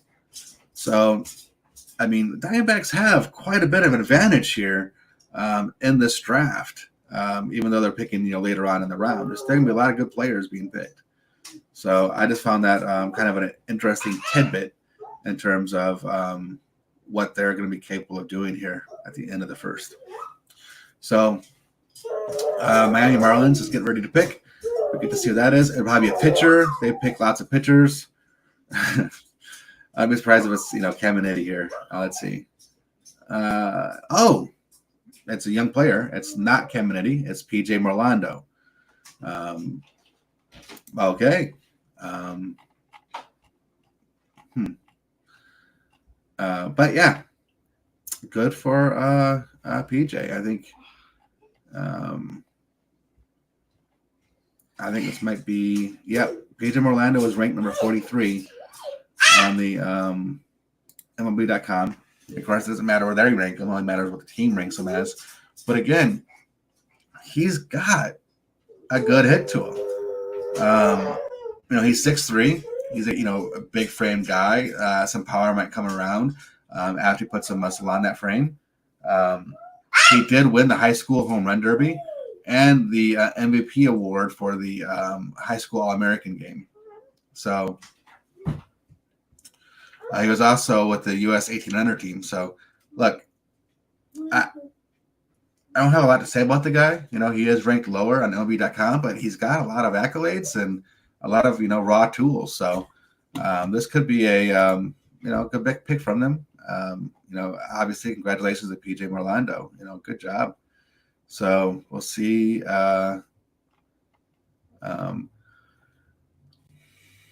Who's on board now? Because it's going to be Milwaukee. Ooh, Milwaukee.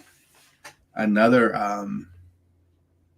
a team that's just playing really good baseball right now, and they get a pick here at 17. I wonder who they're going to pick here. I wonder if they're going to go pitcher, maybe. I can see it. Maybe they want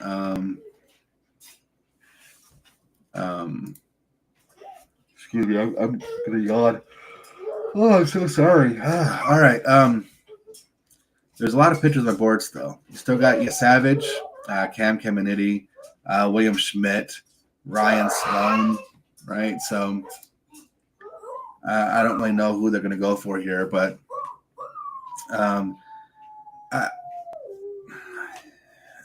it's so tough. But this could be where Caminiti goes. It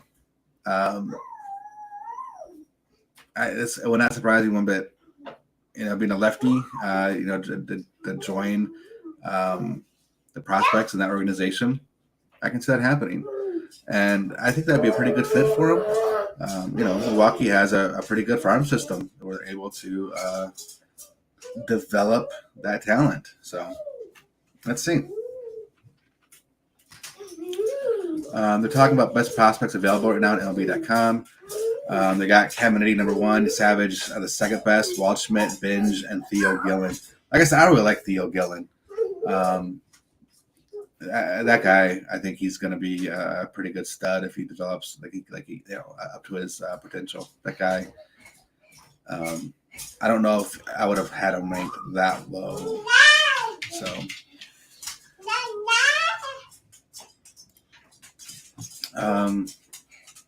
again, to kind of recap here, I've been doing a lot of talking since Bryce Rayner was selected number 11 overall by the Tigers. To kind of do the, again, quick recap, Braden Montgomery was 12 to Boston, 13 was James Tibbs to the Giants, 14 was Cam Smith to the Cubs, 15 was Gerangelo Sinji. I know I'm going to say that name wrong, and I apologize, to the Mariners. And number 16 was PJ Morlando to the Marlins. So we had it's been all college players selected, except for now we have 3 high school players selected after PJ Morlando. So we actually have Milwaukee's pick. It is in. We're going to see who they select here at 17.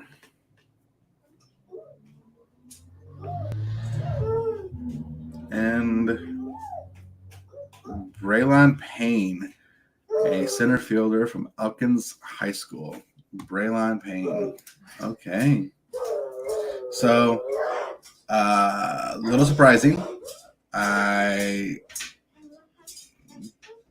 didn't expect this at all. He's down there at 53 right now. Again, he can run like a deer, and he can put the bat in the ball. Maybe that's what it is. And since obviously he's able to run, he's able to cover ground, which makes him, a pretty intriguing center fielder prospect. So, let's just see how that happens. But welcome to professional baseball. Braylon Payne out of Elkins, Texas. Good for you.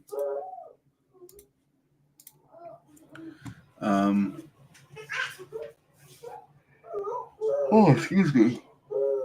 Yeah, it's getting kind of late. I know 8:40 doesn't sound late, but it's late for me. Gotta have an early day tomorrow too, but at any rate.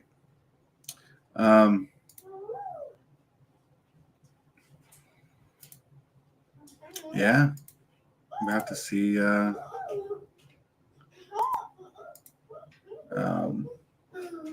Man, that's what makes it so interesting, right? Like when you see like especially NFL, because we do my brother and I do a lot of NFL draft stuff. So when we see the NFL and they end up putting like their top 32 people out or whatever, top 100, the teams generally go by that. Like there isn't a lot of deviation on that, and people people can be a first rounder, borderline first rounder, second rounder. I mean, yeah, some people that are first round grades, like you might have people that have like 40 first round grades on players. Well, there's only 32 draft picks in the first round, right? Like, so some of those first round grades are going to fall into the second round, but you don't have a ton of people reaching in the NFL. Yeah, it happens. Don't get me wrong. I mean, but like, if you would say that the Lions reached a couple players too, this draft, but anyways, but not so much in the first round. I guess where I'm going with it, right? Like not so much in the first round. You don't really. It's not often you see a player ranked 50, going in the top 20 picks. I guess that's what I'm getting at. Usually, the top 20 players are going to go in the top 20, are pretty close to it. At least the top 30 going in the top 20, because again, that's you kind of know. You just know, but baseball you don't know. So, I mean, kind of see, PJ being drafted 16 when he was ranked 43. Durangelo being drafted at 15 when he was 25.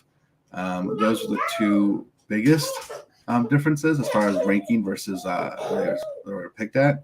But I mean, Seaver King was picked 10, and he was ranked 17. Christian Moore picked 8, and he was ranked 13, which isn't quite as bad. I keep saying bad. It's not bad. It's just I don't know what else to call it.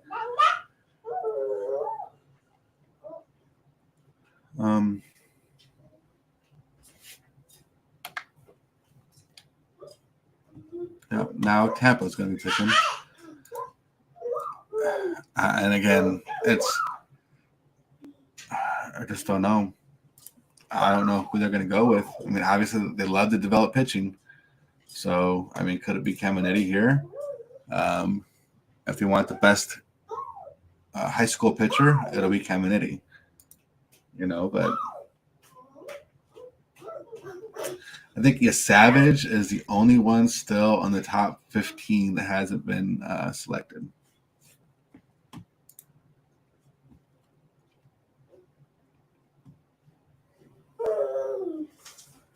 Let's see.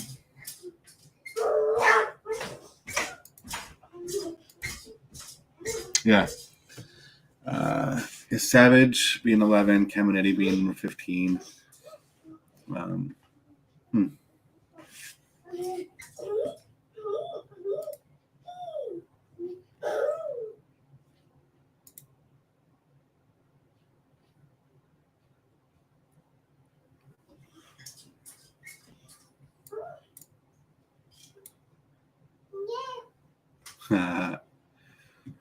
All right.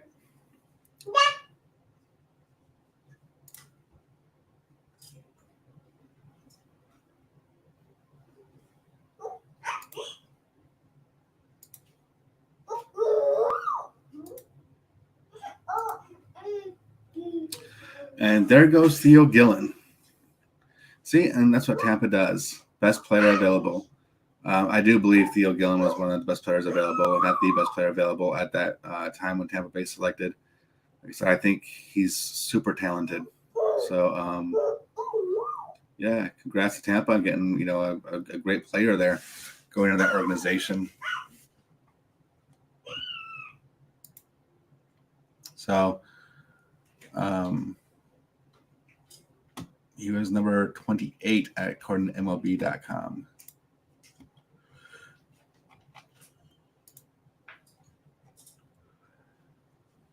Yeah.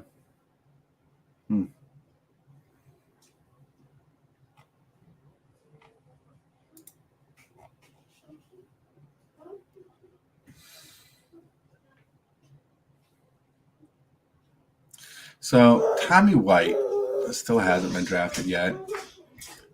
He's number 20 overall here. And Tommy White,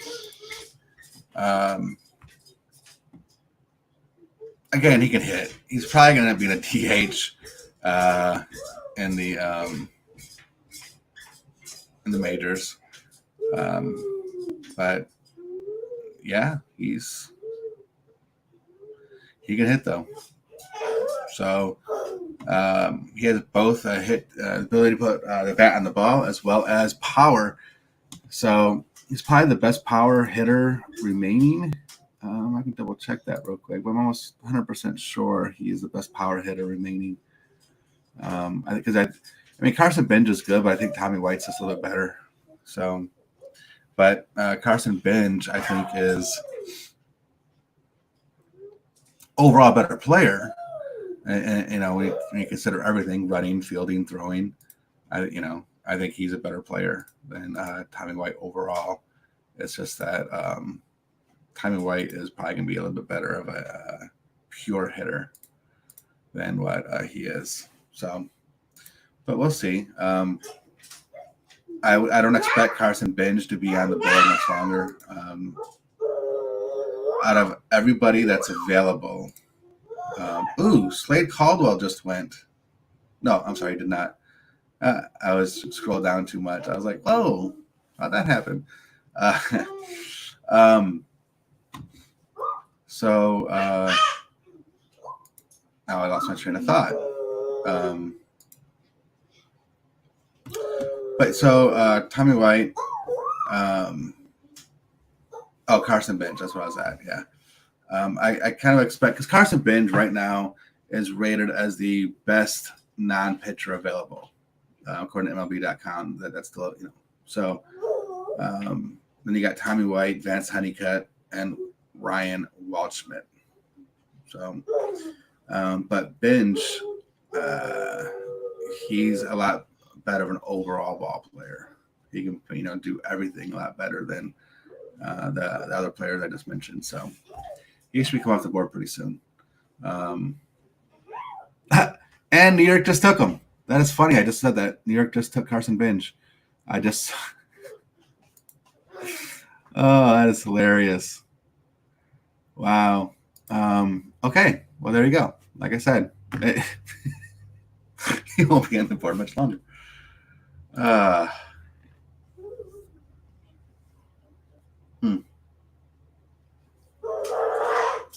All right. Well, I'm going to go ahead and grab a quick snack here as we continue going through the first round. So I'll be right on back here.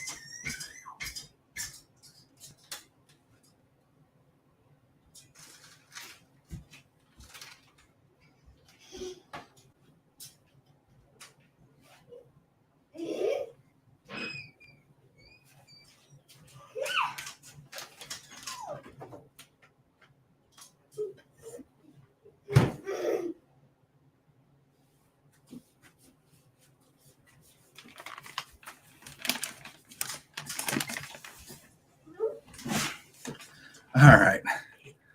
I'm back. And yep, Carson Bench. Yeah, I was here to talk about Carson Bench, and then I was on the MLB Draft Tracker, like MLB.com, and they moved Carson Bench to be selected by New York Mets before it was announced on my stream. Excuse me. I don't know how it is on live TV. I go through Fubo, right? So, but before it was announced on the stream I have here on Fubo, it got moved over on the Draft Tracker. So here I'm talking about Carson Bench. He won't be on the won't be lasting much longer, and then boom, just taken. That's kind of funny. So, Best popcorn you can buy at a store. Costco. Try it. It's good butter flavor, lightly salted. Really good. Definitely give it a go if you like popcorn. That is.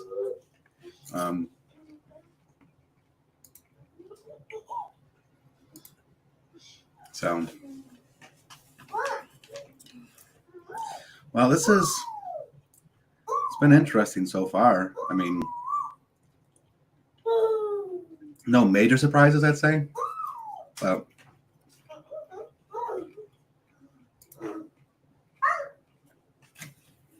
yeah, interesting.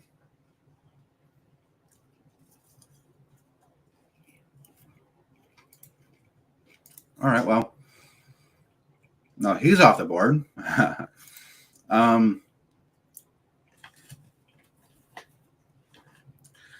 It's pretty crazy that Yes Savage is still available. I'd say right now it's probably the only thing I'm looking at going, I didn't expect this. But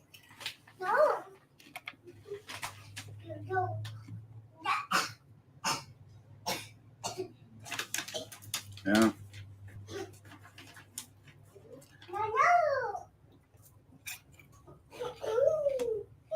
I mean, yeah, Savage. He's a good pitcher.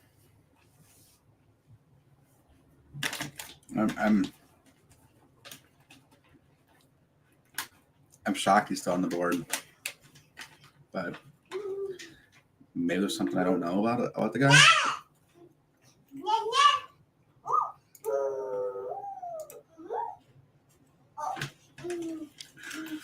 Okay, Toronto here. I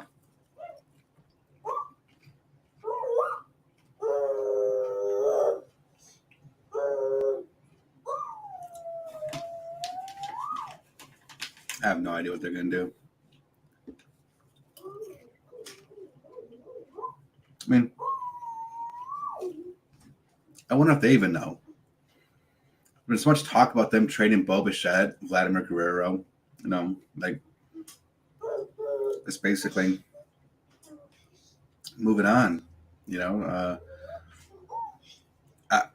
if that's the case, everyone's available at this point for him.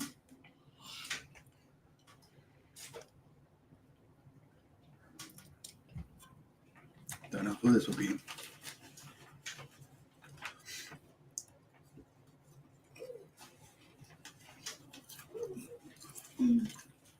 All right, good pick is in.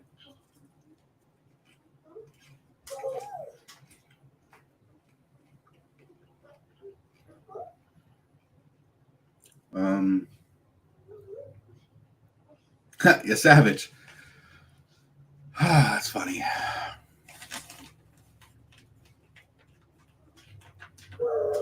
Good pick by them, though. I mean, a talent of like Savage to get down there to 20, which Ron was picking. That was good. They got a really good player.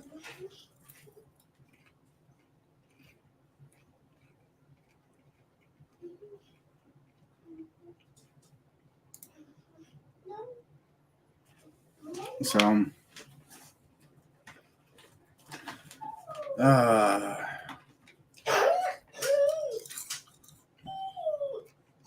let's see who. They don't have it yet. They got it was best available on ESPN here. That's what I'm watching it through is ESPN.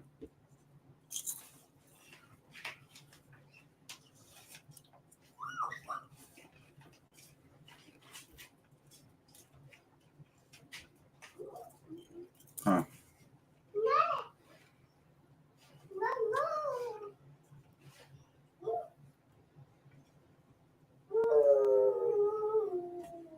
Connor Griffin going to the Pirates. I wonder if that would have changed anything like the Nationals pick. Because I know they picked up a shortstop. I wonder if Connor Griffin was available, if that would have changed anything. And then if it wouldn't have changed anything, Nationals when I would pick Connor Griffin, would that have changed the Tigers pick? I still say no. I still say they got the guy they wanted. I think Rayner fits their profile, like I've been saying, but yeah, just curious.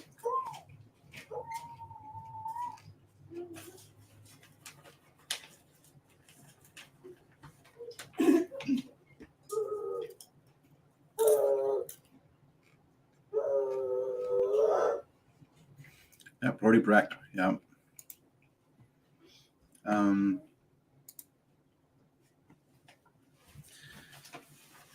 So Brody Brecht, fastball, slider, splitter. His control has not been good,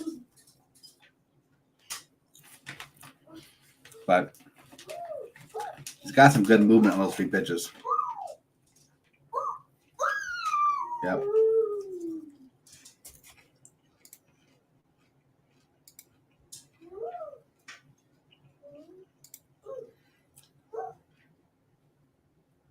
So I think Brecht becomes the best pitcher available now.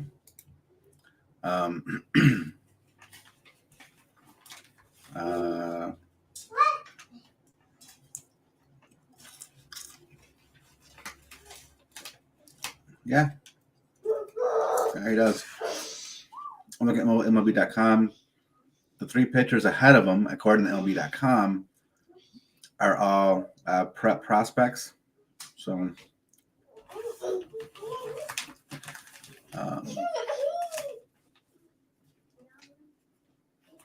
and then we still got Tommy White. Again, Tommy White could hit. Vance Honeycutt, good fielder.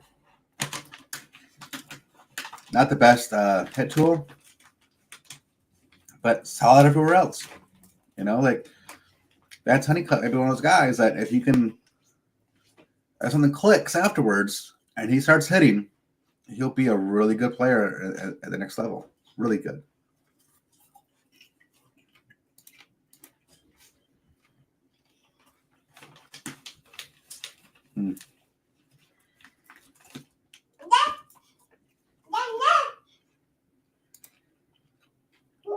Let's see. Oh, did I miss one?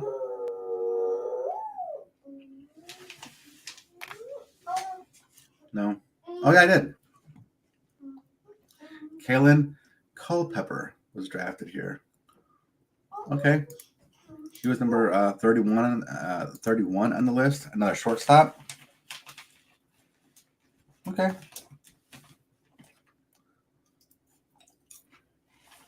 I guess so.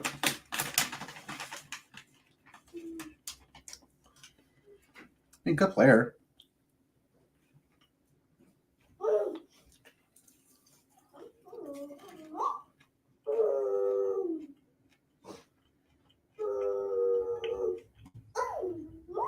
Yeah, good player.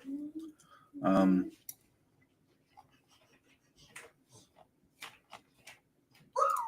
know what's going on here.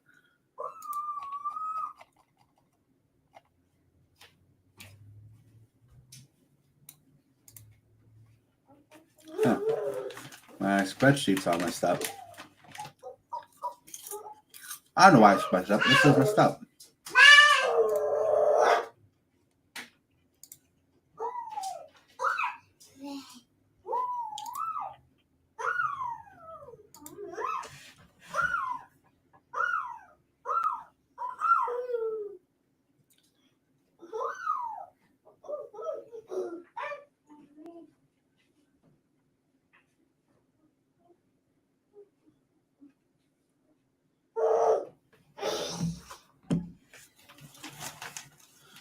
Huh.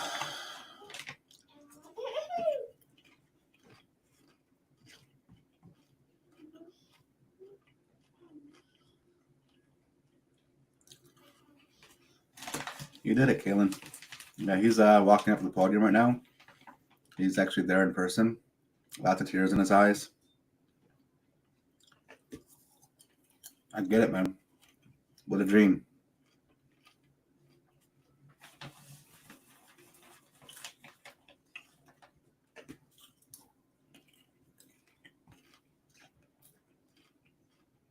Good for you.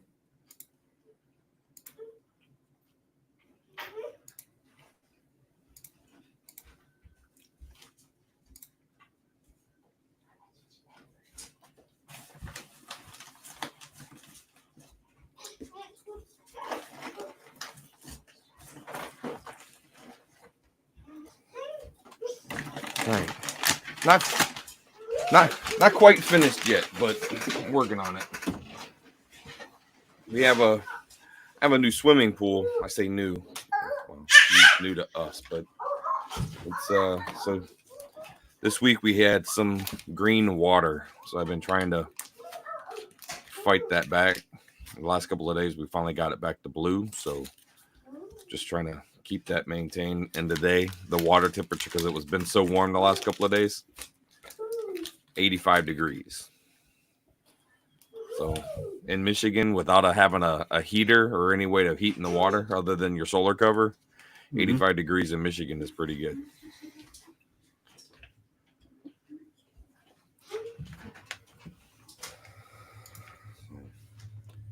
Yeah, been doing that. Got to put up a new shed. Had to build a platform for it so it wasn't sitting on the ground.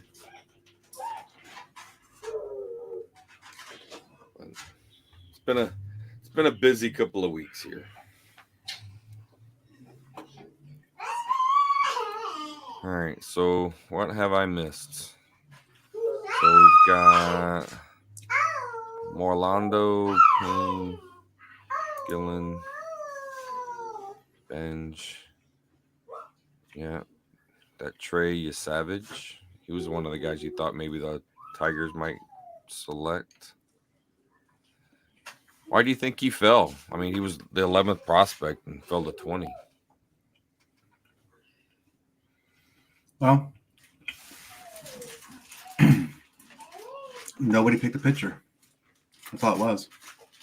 Oh, okay. And then I'm looking here. Got a couple of kind of. I think you talked. Well, the PJ Morlando for the Mariners. Marlins. Oh, Marlins. That's the Marlins. Yep. Sorry. And then the Brewers both selected kind of. I'm guessing their best available. What they thought was their best available player. Yep. You know. Or, again, they made a deal. It goes slightly below slot, you know. Maybe they talked to him and said, "Hey, your prospecting rank is 43. Maybe take you here instead of paying you slot 16 money, pay you slot 18 money. But that's still more money than you make at slot 43. That kind of thing. Maybe that was also something they did. Okay. Yeah, because you see the same thing that's the part of that money thing, and I like because when you're looking on MLB.com, you're looking at their tracker, it gives you what their estimated slot money was for that pick, being selected there. Mm-hmm.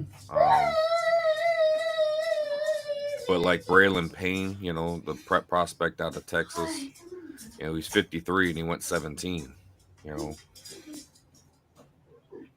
On in a different world, like football, that would be like, holy crap, that's a huge stretch.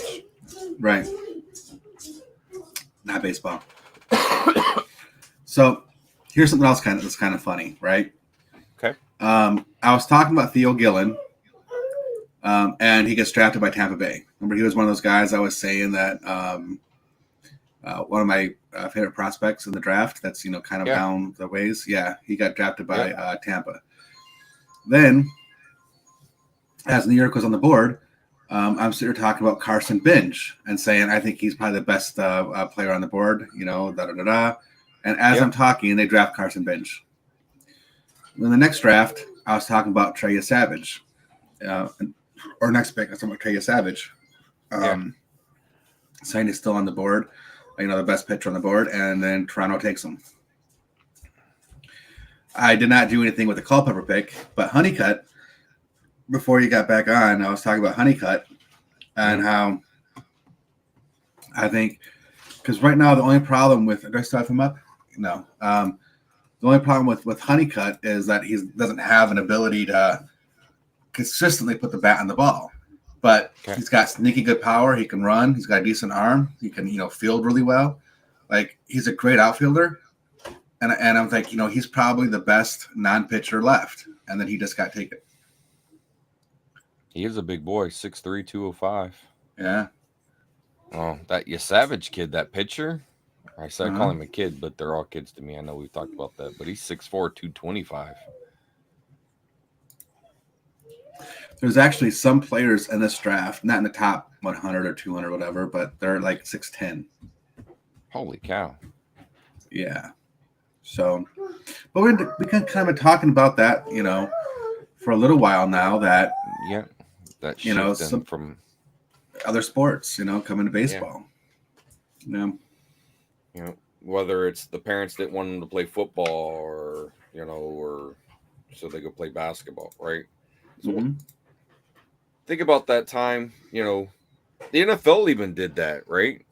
When they were looking at tight ends, pulling power forwards over. Yeah. Right. And instead of getting them out, basketball prospects and then drafting them, because they had a year here or a year there, right? They played some football and then they pull them in. So, it's not like it's the unheard of, right? But it, here I'd say definitely over the last 10 years with the increase in like awareness about traumatic brain injuries and the CTE, just the hits and stuff and how violent the sports can be. I mean, it's not like you can't get hit by a ball playing baseball, but right, just the likelihood of your career, and I think we talked about this once, like the longevity of your career.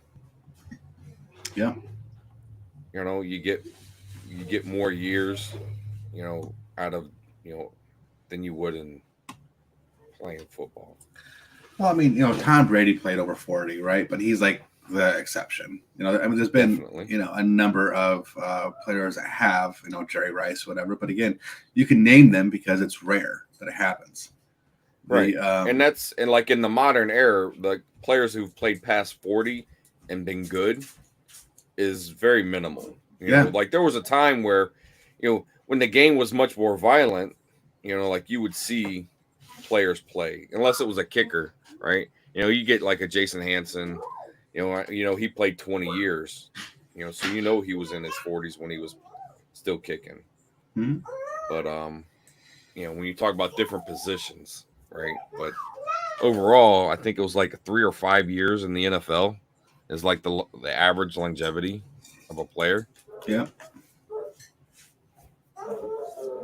And I got to think, it's at least 5 years in baseball. So I made mention also that Brody Brecht is probably the best pitcher left. Again, we're not talking about prep pitchers, but like as far as like today, right now, the best pitchers available, Brody Brecht is the best one available right now. And the Dodgers are on the clock. I have no idea. They picked Kellen Lindsey. Lindsey. Took a shortstop. They took Kellen Lindsey. Yeah, Kellen Lindsey's an interesting pick, though. Right, like, so being a prep prospect, being 6'2", the guy runs like a deer. He's probably the fastest guy right now. Like in the entire draft, he's probably the fastest. So that's, I don't know, like that's his calling card. He has a good hit tool. He put the bat in the ball. He's not going to be a big power guy. His arm is decent. Not a little above average, I'd say, but he'll be a pretty decent shortstop. But Yeah, the running, that's it. Yeah.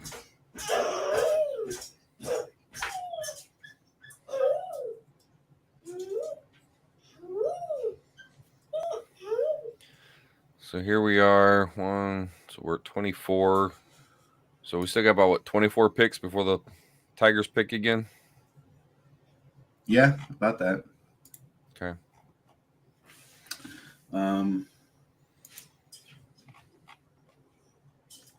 So did any of these other picks, like the Marlando, I don't think you talked about him, or Braylon Payne, none of those guys were picks that you thought the Tigers would look at for their second round pick,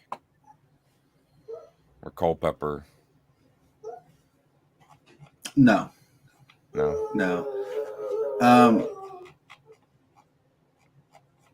no. I don't think that.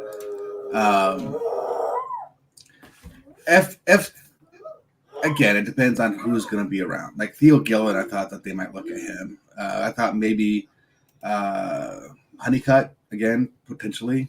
But again, those guys were ranked high enough that more than likely they weren't going to be around anyways. You know, like there was a very, very small chance that they'd be around. Right. Lindsay, I mean, maybe even him, right? Like I wouldn't discount it, completely. Coming up, the guy's still on the board. Would I see them, being interested in Caminiti? Absolutely. Would I see them being interested in Ryan Sloan? Yes. Ryan Sloan's a big dude, at 6'5", and he's got a good fastball already. Being 18 years old. Like once he puts a little bit more, like man muscle on, his fastball is going to be dominating, and he's already got a good changeup to go with the fastball. Again, this is not going to be a very, what's the word I'm looking for? I don't flashy. No. I don't. I'm trying to think of like the popular. There we go. I don't think it's going to be a popular thing to say, but I think Ryan Sloan is actually better than Cam Caminiti. Like Caminiti, he's a lefty, which is different than Sloan. But and Caminiti, of course, comes from that Caminiti family. So there's that going for it too. But sure, I actually like Sloan better than Caminiti as a prospect. So, okay. Caminiti, one thing he has going for him is he's only 17 years old. Like, so you kind of have more time to develop him. He won't be 18 until next month in August. Right. That's crazy when you think about that. It is. So, but he could develop for 7 years and still only be 24 when he makes his major league debut. Exactly. Yes. like that. Those are things when I don't think people think about. Like when you prospect wise, guys who come up, it takes a long time. It takes a long time, right? So those college players, maybe don't sit in the minors as long. They might, because they're coming out 21, 22. So right. But you're still not seeing them till, almost 23, 24. Right? Well, good pick by the Braves. They took Cam Caminiti. Cam Caminiti will do nice in that organization. They develop pitching, even better than the Tigers do. So okay. That's a good spot for him to go. So good job. Congratulations to Cam and the Braves organization. I think that's a good place for him to go. Nice. But yeah, you got. It's just interesting because as you see, when you're looking, like near the top, like when you're looking at the top 10, typically, your top 10 prospects go in your top 10. And even here, we had 2 players outside the top 10 get drafted. Right.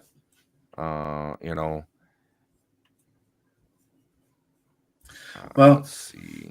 what might be costing someone like Caminiti, and I don't know if this would be true, obviously, but if Caminiti was expecting to get drafted, around where he was ranked or earlier even, because some Yep. people had him being drafted even earlier than 15 for sure. He was attached to Detroit a lot. And I think that Detroit might have picked him had both the Connor Griffin Shortstop. and Rainer both gone. Yeah, I think that, Caminiti would come into play at that point. But again, he's a prep prospect. So maybe it's about money, right? Now he doesn't want to sign for money down in the 20s. I don't know for sure. I'm just throwing something out there. And maybe that was causing part of a slide because nobody wanted to pay him that much over slot. Maybe Atlanta decided after talking with his agent, we'll pay you, for like slot 20 or something like that, be drafted at 24. And maybe he was okay with that at some point. Yeah. Because knowing if I don't get drafted now, how far down will I slide?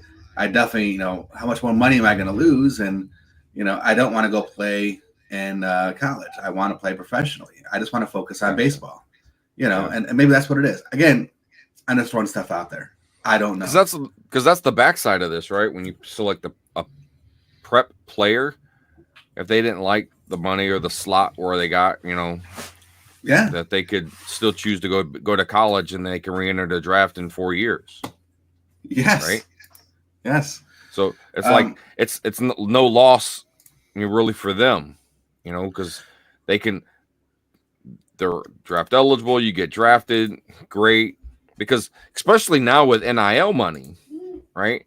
Now I can't imagine NIL money is great when you talk about baseball because obviously it's going to be sport dependent, right?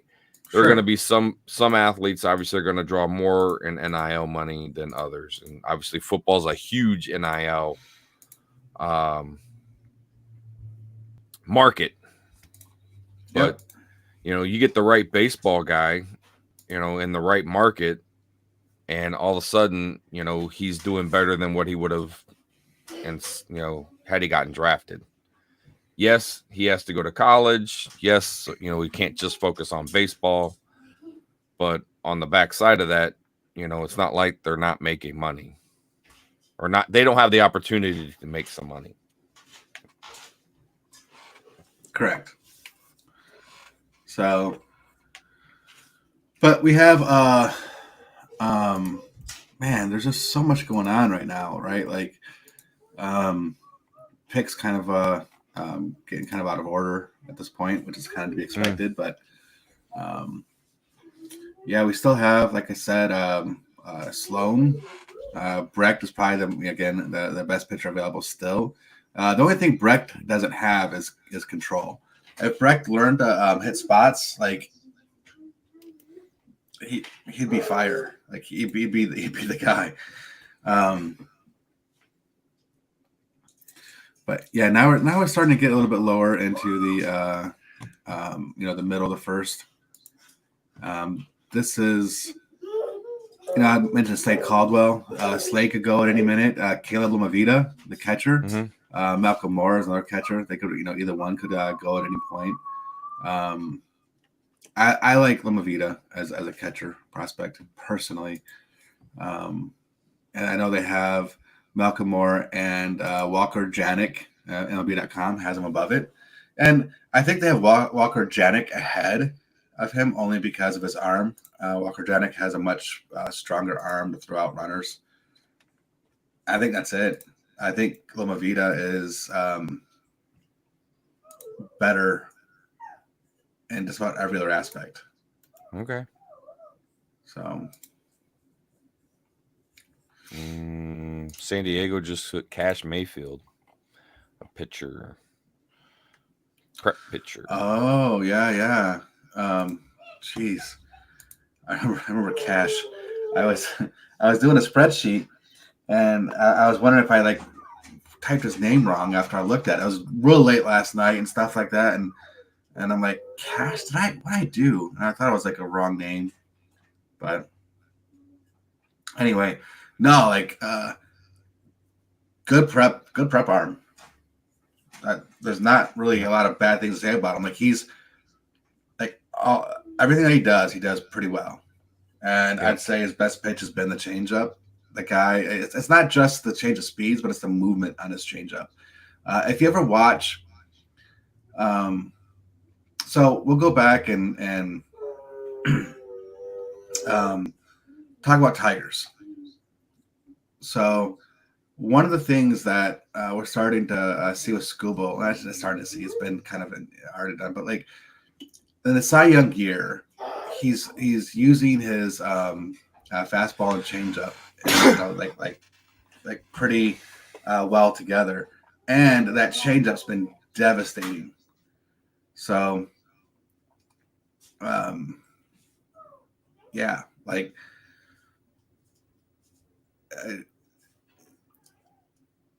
We talked about this before too, where it's not you have to be able to fool the hitter as far as like what pitch you're throwing, right? Mm-hmm. You have to fool them. Correct. It's not good enough anymore to just like have movement on your pitches, right? Like that doesn't matter. Like if they see it, if they notice it, they either hit it or they go for a ball, whatever. It doesn't matter. Like you have to fool them, and having a good changeup to go along with a really good fastball, that's enough. Well, and we talk about our dad a lot, but Dad always said that, right? If you can throw a fastball and throw a changeup, and you can place the ball in the strike zone, and like put it where you want it to put it, where you want it, that's all you need. So go ahead. And these changeups are starting to get vicious now with the movement on them. Before it was like, a lot of people just throw like a regular changeup where it was, pretty straight, like on a line. Yeah. And now these changeups are starting to have some movement, and a lot of them is going to be like from a right-handed pitcher to a right-handed batter. It's going to be like kind of like breaking down and inside a little bit, and that just that is so disgusting when that happens. Yeah. That's what they're talking about. Like MLB, I was looking at their little draft wrap after he got picked. For which guy? For Cash Mayfield. Okay. But it looks like he's been 92 to 95 for his fastball. With his changeup, he drops in the low 80s, but it's not so much that, it's just because it's where he puts it, and that's like his breaking balls. Yes, his ability to locate it. Yes. And that's why things like splits and cutters and anything that mimics the same motion as a fastball but has different types of movement on it has always been so deadly. You get a 4-seamer, 2-seamer, cutter, changeup, splitter, whatever you want to call it, like. And you have the same arm motion. The ball looks the same coming out of the hand. It has the same trajectory as a fastball.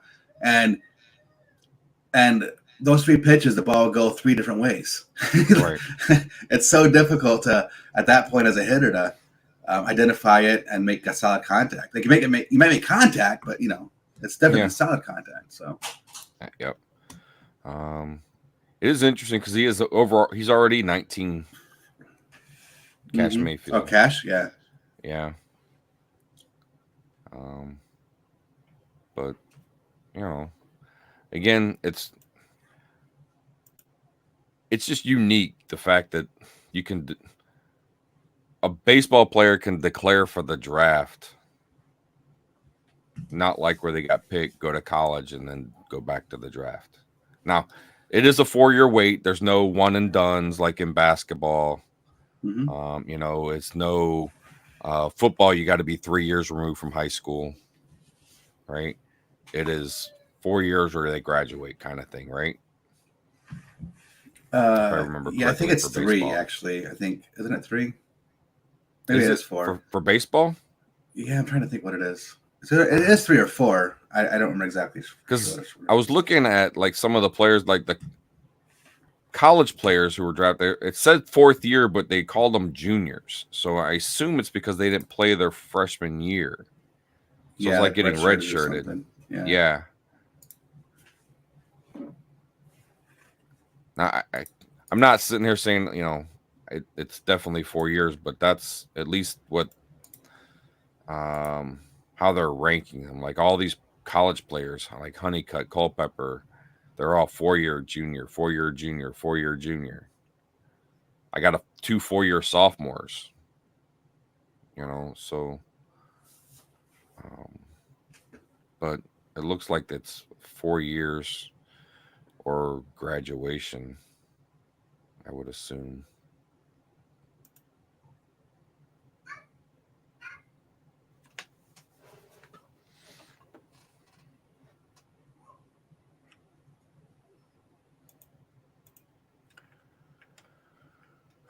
Ben Hest got picked by the Yankees. A little bit of a run on pitchers here. 4 pitchers in the last 8 picks. Yeah. So Ben Hess out of Alabama,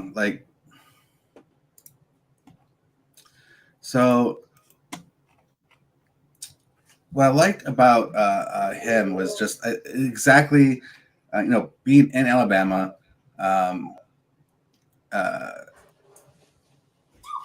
He ended up going. He wanted to play in Alabama, and he turned down any sort of like drafts and stuff like that.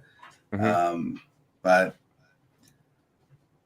his fastball is pretty decent. He has a little bit of movement, and he can get up to about 99 miles an hour. But his combination of fastball slider is what's going to make him deadly. So, but yeah, he's a big dude, 6'5". I'm not surprised that the Yankees went here. He's already kind of developed 4 pitches. I know when I was talking earlier, I was saying, Brody Breck is probably the best pitcher remaining. I think overall he is. I don't know if he's going to translate into a starter though. Because again, he doesn't have the 4 pitches needed already. They would like starters to have. So yeah, and he's 255 pounds. He's not a little guy, and I know he's 6'5", right? But at 255, I'd be worried, conditioning wise. Not that you can't get conditioned, right? To to be a starting pitcher and run 6-7 innings or whatever they're going to ask you to do. But that's a lot to be moving around. Oh, it is. It is when you're throwing 110 pitches. Yeah, not so much anymore though. Well, I understand. They're probably closer in the 80s as far as a pitch count, but it just, and I get that there's a safety aspect to that too, right? There's so much torque put on elbows, shoulders, for these pitchers, it's ridiculous, with the uptick in Tommy John surgeries, even though, pitchers are coming back and they're just as good, if not better, from it. We're going to see next year, Shohei's going to come back from the second one and we're going to see what he can do. Well, he's not the only one, right? There's been multiple pitchers now that's come back from the second one. So it's gonna, we get it, but when it's different, I know for Ohtani because he's a 2-way player, right? So he is still in the game. He still has value. Exactly, right? So as a pitcher, when that happens and you go down and you're down for a year. Plus, you're got to come back from that, to get back up to speed and condition. It's a tough road. Yeah, it is. But I read that they were doing a new way how to do Tommy John now. Okay. It's not just, and I don't know how long they've been doing this for. it's not like I dove, deep into it and tried to learn everything I possibly could about it. But it was just like, but they were doing the Tommy John surgery and doing something different with like that tendon or whatever they're repairing down there. Yeah. Where instead of just directly attaching it like normally like it was, they're actually twisting it like a half a twist and reattaching it that way. And so I have a pretty good friend that's does a lot of like physical therapy work, and she did a lot of work with the Red Wings and stuff like that. So it's not like she, is like unfamiliar with sports injuries and sports stuff. Yeah. Yeah. And so, but obviously she's not a doctor or anything like that. So just make that clear. But I was just, kind of talking to her about it because it's the only person I know that would have any like professional opinion about the situation. right. But yeah, like she, again, with her knowledge of the muscles and everything going on, like she just thought it was, again, kind of like a new and definitely improved way of working it, knowing what that, tendon or whatever does. Like, just kind of crazy is all I'm trying to say, right? Just how they're still, innovating. And Tommy John's been around for like since the 80s. Yeah. So, is it one of those things with that twist? Oh, it's like there is making the it tighter? Michigan guy Dante Nori just got drafted by the Phillies. Oh. Our first Michigan guy off the board. Yeah, congratulations to Nori. Yeah, and he's from Canada. He is? That's what it says. Interesting. I don't know that. Yeah. Oh. Or it says Live in Northville, birthplace so was Canada. But he's from Northville. That's where he went to high school. So that's got to be a big deal. Anytime, you get somebody drafted like that coming out of high school. Yeah. It's really cool it's cool for the school. It's just cool in general for yeah. Even us just living here. I don't know Dante at all, but no, he's a Michigander. Go Dante. That's right.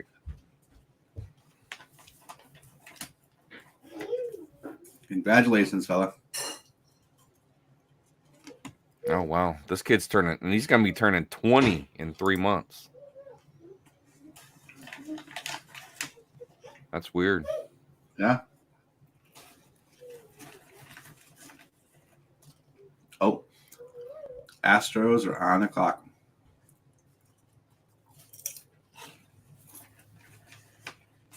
So, I don't know if you heard me or not,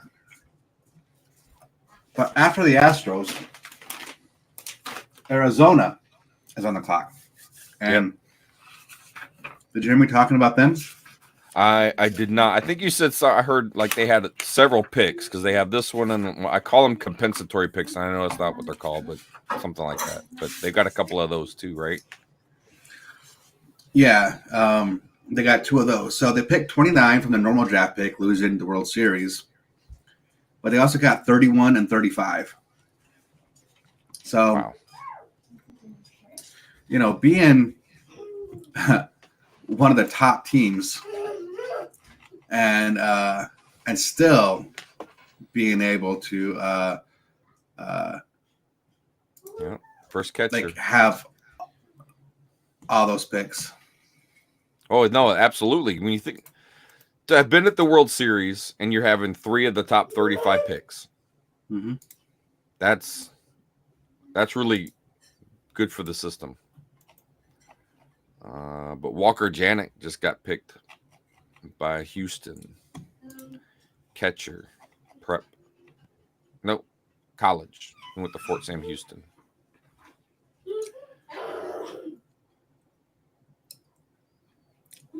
So kind of a little Arizona, guy for a catcher.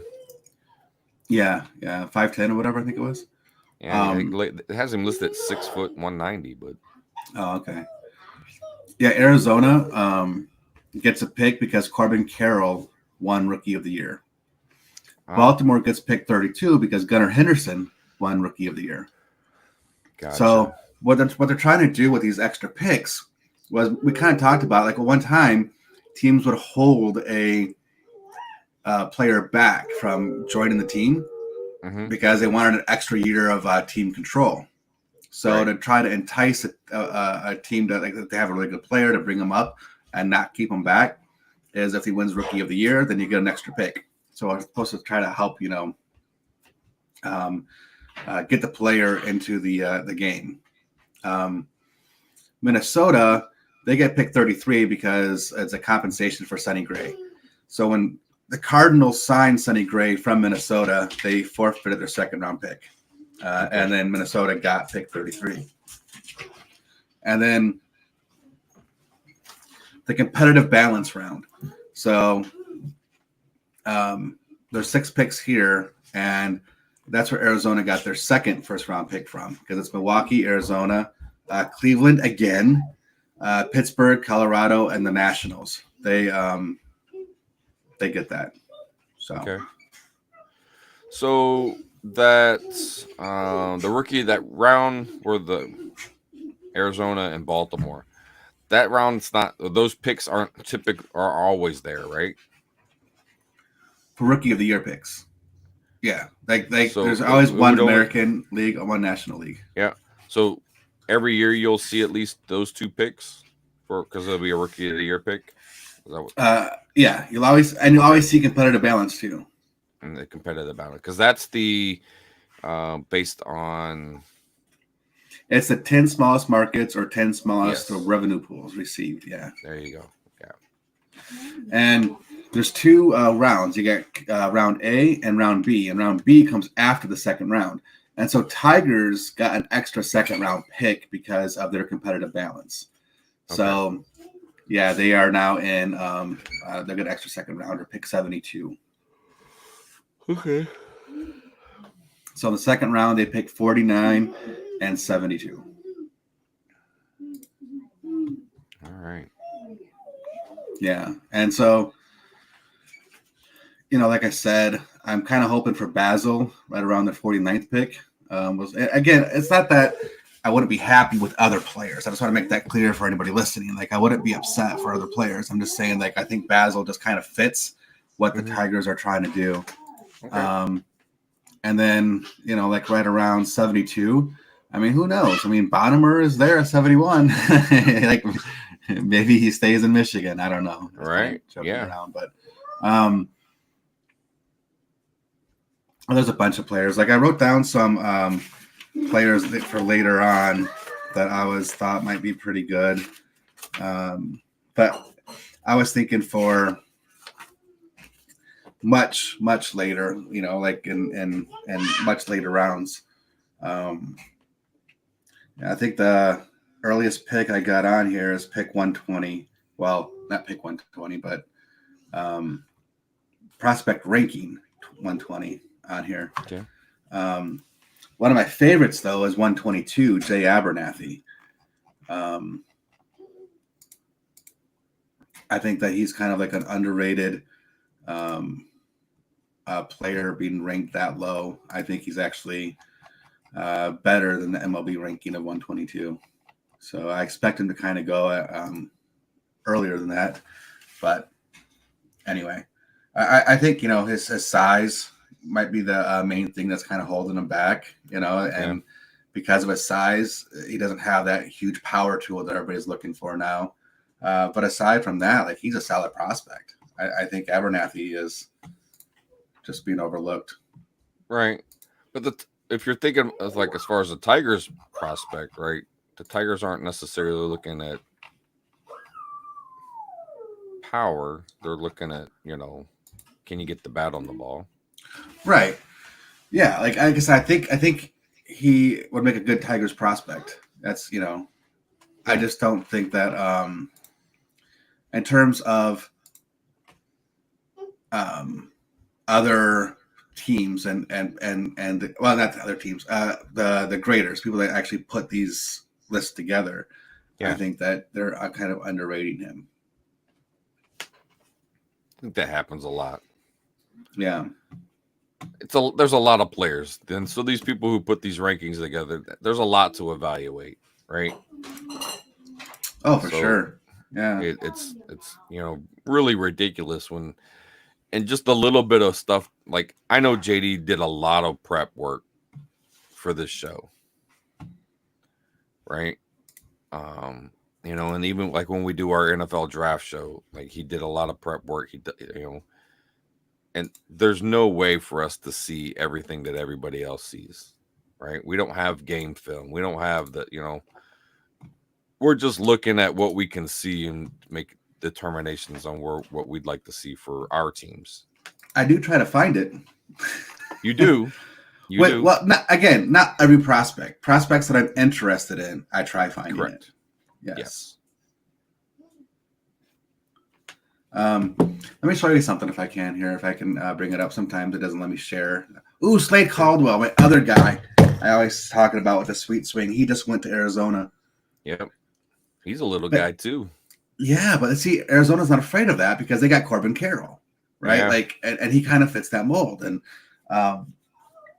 he's kind of a smaller outfielder like Corbin Carroll is. Slade Caldwell, he's getting. I'm telling you, like, remember that name because he gets to stay in Arizona. Oh yeah. Oh no, AR. Arkansas. AR is Arkansas. My bad. Yeah. I thought you knew something I didn't, but well, no, I was looking at it and I'm like, that's no. Just yeah, he's gonna get a lot of base hits. You just watch. Slade Caldwell's gonna be I think he's gonna be a stud. Basically, translation. I in the future I can see some baseball cards with his name on it at my brother's house. quite. Yeah, at least a couple. Yeah, at least a couple. I mean, like I can tell you right now, based on who is drafted, I'm gonna try to pick up some Bazana because yeah, Condon. I'll pick some up at Condon. Cags, Weatherholt. Again, we're talking just one or two, and nothing going insane or anything like that. But right. And Connor Griffin, Bryce Rayner, and then after that, Theo Gillen, Vance Honeycutt, and yeah, that's probably about it right there. Right. And then Caldwell, yeah. But anyway, yeah. So now that said Caldwell got drafted, let me show you. Let me share this here. See if I can.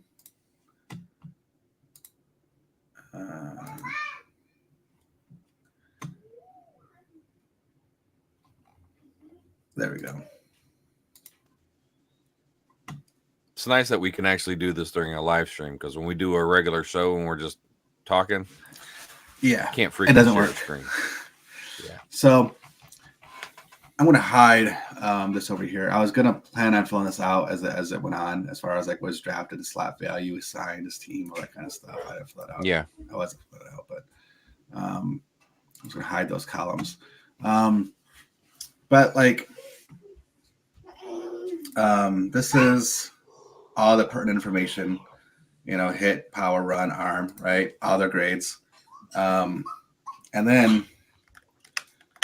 Over here, they got a pitcher. What I wanted to do, and look, before anybody says anything, I understand this don't mean anything. All right, I was just curious. So if their overall grade is 65, which it says right here for Bazana, for an example, if you take the average of these grades, what does it add up to, or average out to? Right. In this case, it's 57. Right. Charlie Condon, 65, but his grades only end up being averaged out to 55. So I'm sitting there thinking, just curiosity, because I'm a numbers guy, right? Like,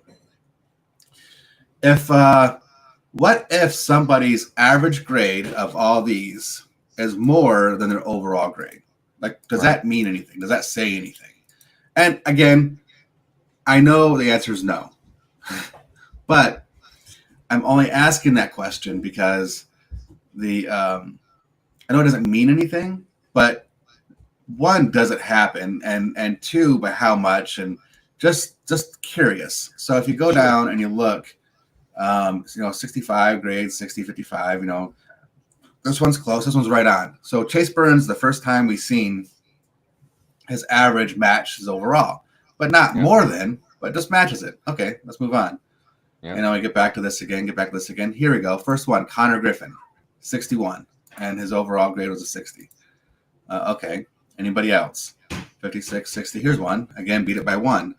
Savage, 56 compared to a 55. And then keep going down. 57.5. William Schmidt to 55. And it gets more as we go further down. 56 to a 55. Brody Brett, 57.5 to a 50. Beat it by 7.5 points. Here's one, beat it by 9 points. Vance Honeycutt. So, again, it doesn't mean anything from just looking at it from a number perspective. But when I was doing this, the other thing that kind of caught my attention is you can see we're already in prospect number 40, and we're already down to overall grade being 50. Mm-hmm. Now, I want to point that out. Here's one that's 54, right? Ben Hess. Because as we get closer to the end, we're right in the middle right now, in the 50s.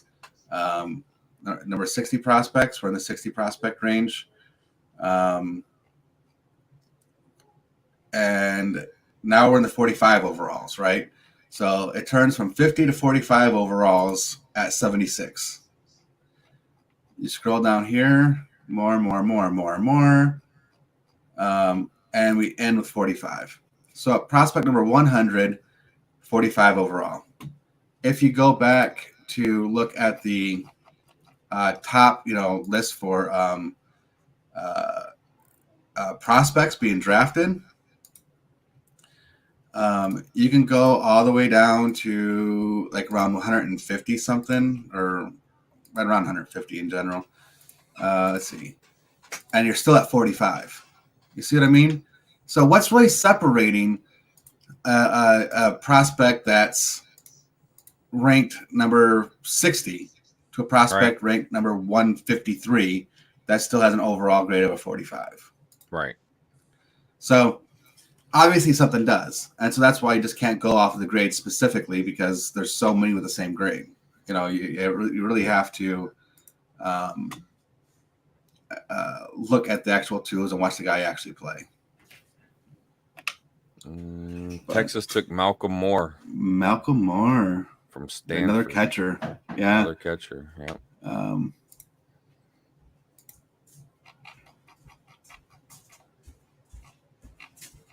Yeah, I mean, again, I'm fine with that. I'm glad they're going.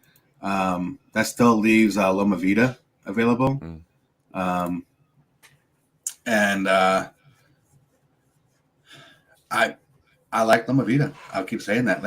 I don't expect Loma Vida to be there when the Tigers get their next draft pick, but I do expect Basil to be there. So we'll see if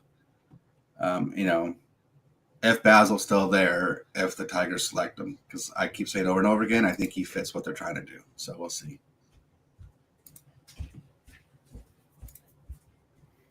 But again, the Tigers did pick a prospect again in Bryce Rayner. So I don't know if they plan on doing that again, for their next pick or not, but we'll see. Right. Well, last year, McGonigal was a college prep or college guy, wasn't he? No, he was a high school guy. He was a high school prep? He was a prep guy? So they did that then. Well, because again, that's the reason why they selected Max Clark, because they wanted that extra money for McGonigal.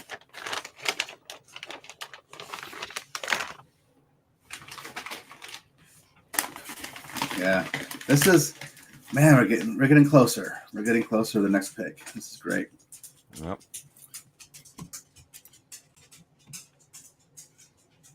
Yeah. Where's the draft being held? Is it in New York? No, it's in Fort Worth. Oh. Yeah. And normally I fly through Dallas, and I'm so glad tomorrow I'm flying through Chicago. Just because of the traffic coming? Or because of the draft? Mm-hmm.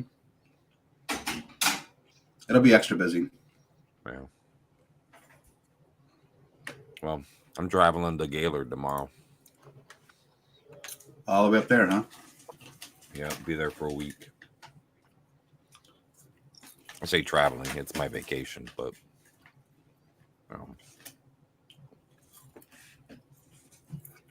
Oh shoot, Arizona's on the clock. So again, all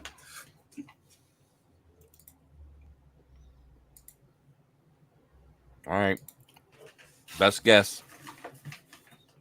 oh geez. This is what I do. Okay. Wait, why am I not? Hold on, my thing's not working. Hold on. All right. Pitcher, prep pitcher. I don't know Okay. who, but it could be Sloan, Schmidt.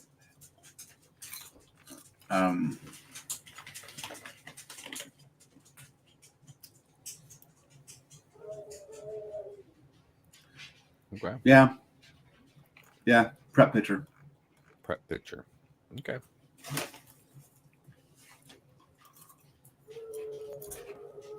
And again, the reason why it's so hard to know, because you're not just trying to decide like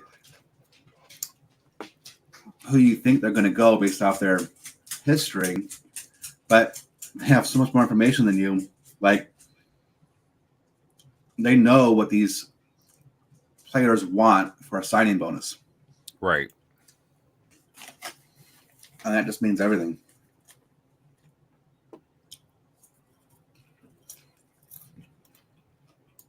So I'll say, if not Schmidt or Sloan, and could they go Tommy White? They might go Tommy White even. Like Tommy White needs to be a DH. I'm thinking about Arizona.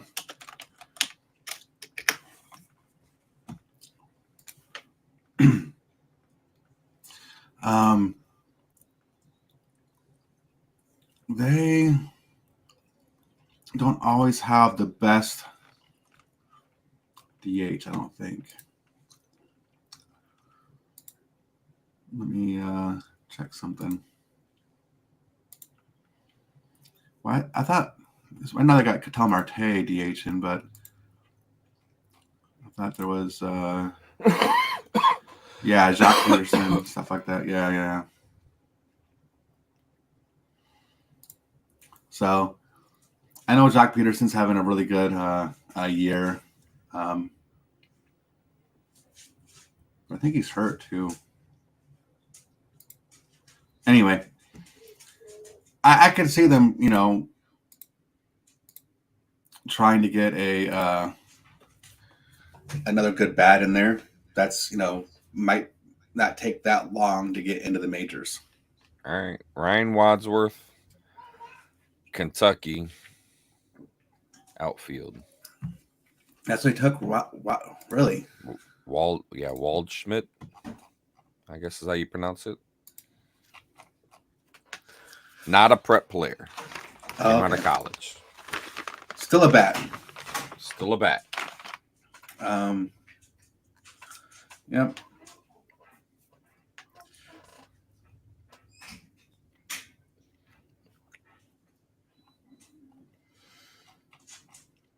Yeah, I mean, he doesn't have quite the power, but he's got a good hit tool, and he can actually run a little bit better too. Mm-hmm. So posted a 1.043 ops in his first season, but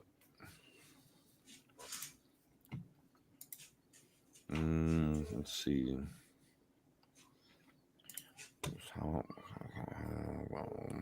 Had knee surgery. Looks like he required ACL surgery. And it limited him to DH duties, by the way.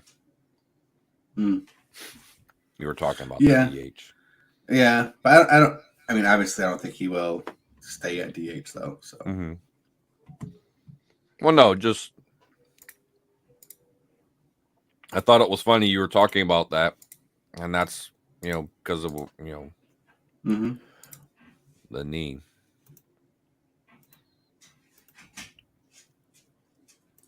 All right, same question for Baltimore.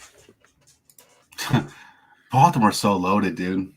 I don't even know. Well, that's what I'm saying. Yeah. Baltimore doesn't need. I mean, the only thing Baltimore may need, like again, I say don't do this, and here I'm saying, and I'm doing this, is and a major league roster is a they need pitching. That's it. Their team is so good, they really don't need anything else but pitching. All right. Well, they went shortstop. Like I said, you don't want to go off need. That's right. Griff. Yeah. Griff. I love it. Oh. Griff O'Farrell. Yeah, O'Farrell. Yeah. Out of Virginia. He gets to stay close to home. Or close to where he played college ball anyway. Right. Yeah, no, I mean, he's, again, good prospect. Like, all these guys, because they went to college, with so many college guys right now, like, it's,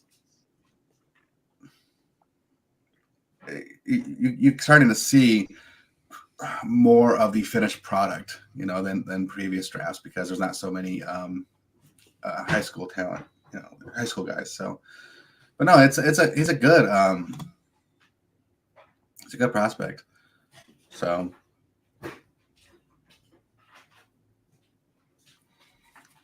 and again, so this just proves you don't go for need, because they have Gunnar Henderson at shortstop. That's going to be their shortstop for 10 or 15 years. Well, that's what you hope, right?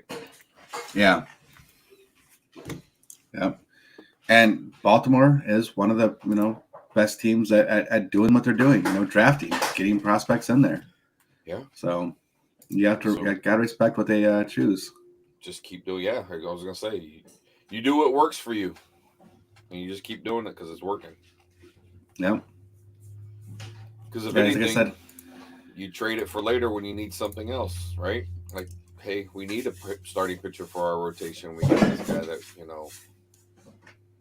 we've got 3 catchers that we don't need. Dodgers, give us a call. And think about these guys, these teams that get extra picks. Arizona, again, they went to World Series. Baltimore, playoffs and possible World Series this year.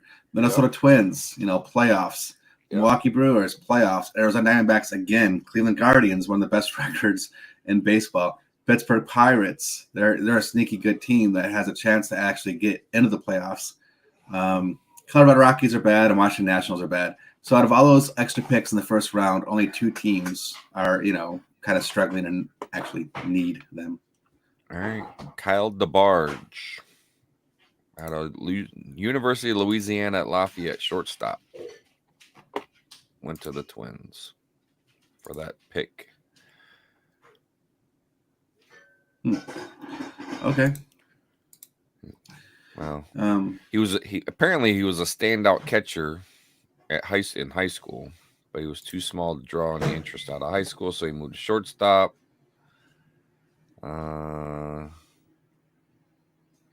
is a better prospect than the recent Raging Cajun standouts at that position. Okay. Yeah, he's got good contact skills again, and good arm, run, good tools. Some sneaky power, consistently and slug just 297 with wood bats in the Cape Cod League last summer. I wouldn't call that. I don't know how many at bats he had, of course, but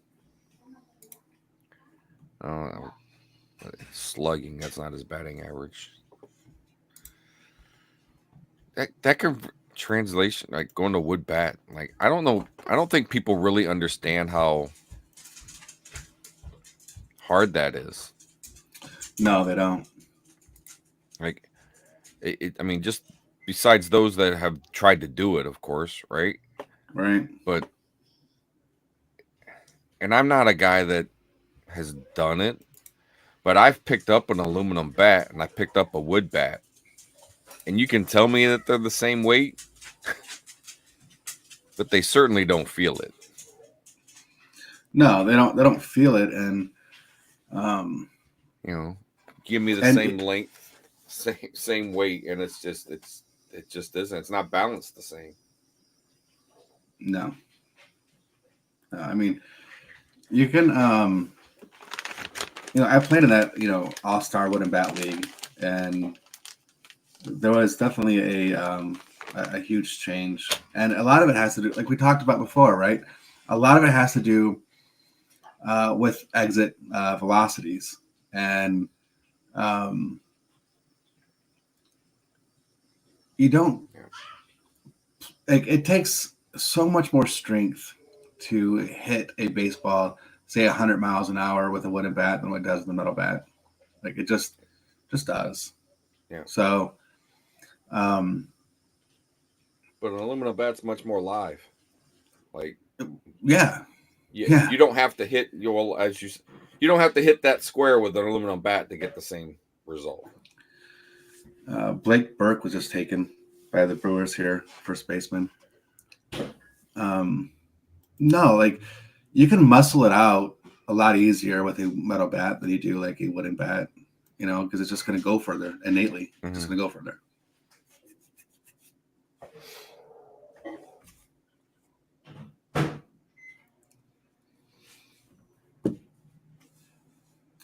Yeah, it's just kind of this draft is going to be so much different than the other drafts we're used to, because so many college players are going to be going this, Yeah, and it's a lot harder to. I do think it makes it a lot harder to predict. Baseball is already hard to predict as it is, but I think that does make it harder to predict. Well, let's think about what's the repercussions of having so many more college players drafted, right? Are in 4 years, because all the high school kids that didn't get picked. Are we going to see the same? Like, is there going to be a continual rotation of every 4 years where you're going to see an increase in college players? Right now, I'd say no. Okay. Just because there's so many rounds in baseball. Okay. And so many rounds plus the compensatory rounds plus the like 30 teams. Like, you're gonna have like 1,000 plus players selected. So, well, because you got to think, it's not like trying to make a 53-man roster. They're trying to fill out all their minor league affiliate teams. Exactly. Yeah. So, I think over time, if not just this year, like, all that stuff's going to get like leveled out. Like, I don't think that's going to be an issue. Back. Okay. Yeah. Well, no, it just makes, like, you think about it, it would make sense, right? So you get more college players got picked this year because they didn't have that pick from, out of high school. But we might and moving forward, and then, it happens again. So you got these kids who you thought might have been, had there not been so many college players, might have been selected sooner, go back to college, and you start, like, maybe not to the effect that you see it today, right, for this draft. But I don't know that just one. I think you're going to see. I would predict that there would be more, but not as many than there typically would be. Like, there would be an uptick in college players in 4 years from now. What we might see, because all these college players being taken, in the next 2-3 years, these college players should be making their JD Dix just got taken. Whitefish Bay. Yeah.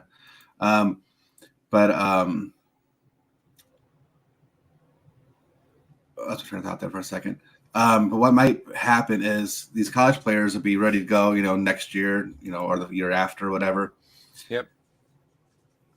We might see a huge change in the depth of these MLB teams. So some of these older players, 35, 36, 37 years old, whatever it is, right, that's just there for, injury purposes, depth, etc. with all these college players coming up and might be ready for the MLBs, we might see a huge shift from, pushing out some of these older players, kind of forcing them into retirement if these younger players, start panning out and able to make a roster even as just that. Yeah. That's interesting.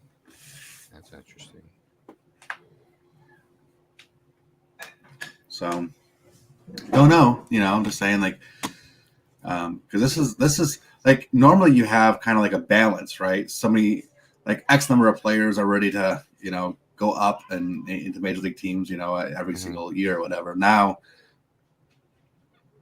you have more teams drafting college players, so right, like. Yeah. Plus, you got the players already in their organization, that might be ready to make the jump in the next year or two. Plus, this influx of college players. So, yeah, I mean, it's possible. And I'm all for it, of course, if it keeps the competitive, I guess, right? And you don't want just increases the talent in the league. Yeah, exactly. Yeah. Ooh, Braylon Doty. Interesting. I seen him on the list still, and I didn't think he'd be taken before some of the other prep pitchers, but maybe there's something we don't know about those other ones, as far as, again, money wise. Now it's kind of priced out of that. I don't know.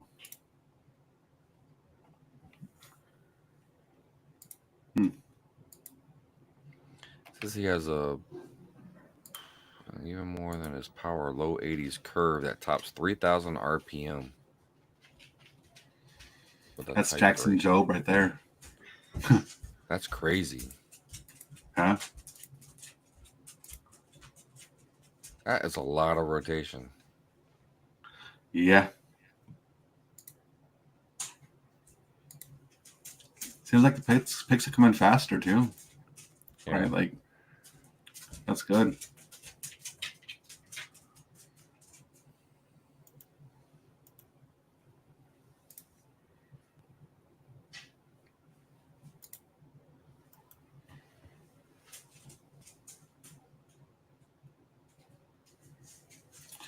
So they all get the same shirts on. That's kind of funny.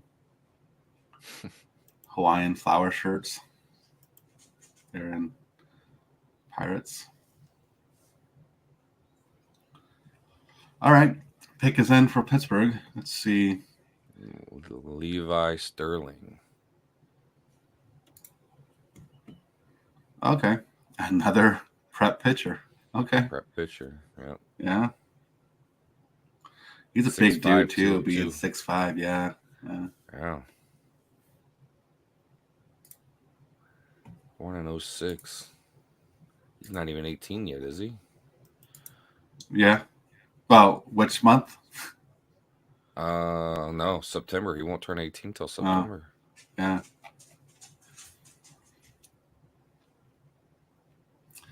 Man, this is like, if you're Tommy White, like, what are you thinking right now? Right? Yeah. Like, you've been at LSU, you helped them win, a title. You're known as one of the best hitters in college baseball, and you're still sitting there. You're part of that team, those players that got selected last year, right? From LSU. Yeah. Right? Yeah.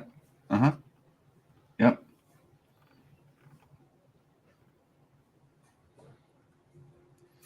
Man, Loma Vida is still sitting there, and so is Basil, of course. But, man, like, see, now it's one of those things where I just don't know where the Tigers go. Yeah. Like, when it gets around to them, like, look at the players left on the board. Like, I don't know where they would go. I have no idea.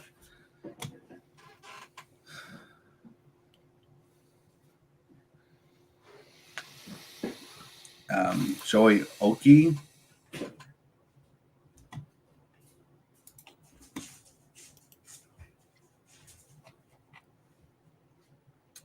Why does this keep doing this to me? Stop doing that.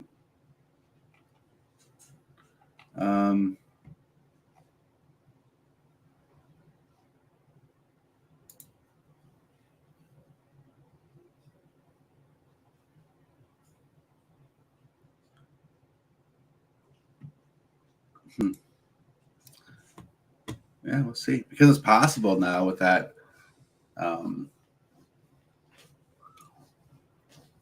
If they feel comfortable that Basil still might be there, they might not, pick up. Even if they wanted to go to a catcher, they might not pick up Loma Vida and go, someone else until then. But Brody Brecht, that pitcher, Brody. I mentioned him a little while ago that I thought that, like his stuff is insane. Brody Brecht's stuff is insane. He was got offered a chance to play football for Iowa as well, and he refused. Oh.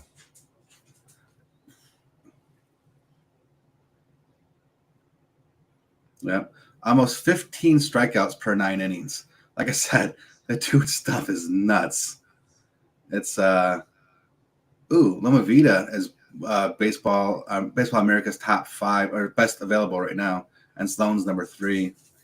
Those are 2 guys I was looking at potentially for the Tigers when they get back on. Tommy White's number 5. Yeah, I was looking at Tommy White stuff. They have him listed as a third baseman, but they're talking about not a great arm. That he in pro ball he'd probably end up in first base. Right. But he's not even all that great of a fielder, right? So yeah, that's what it's also saying that. So there's he hits the ball he hits the long ball really well. How's that? Yeah, I still think he has good contact. Good contact skills as well. Yeah, so 75 home runs in his career in Division I. That's nothing. Not too shabby. No, the guy is great at the plate. Oh, Caleb Loma Vida just got taken by Washington, so there goes that idea.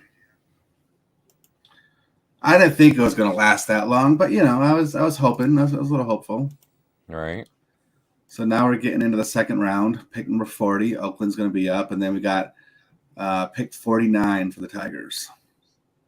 So basically 10 more picks right now, and then we'll see what happens. The picks are going pretty quick now. That's nice. Yeah.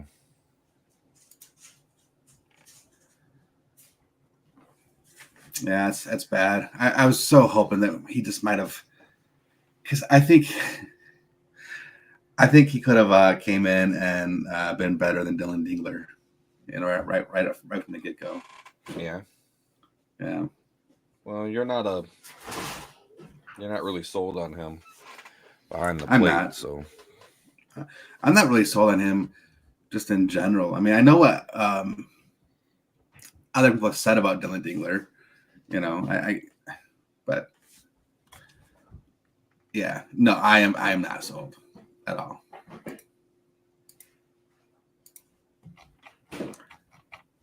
I definitely need to see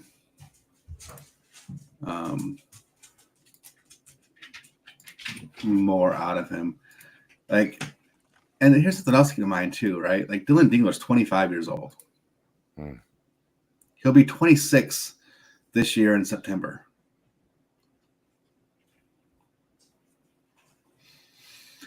You know what I mean? Then aside from him, I don't think we have another catcher.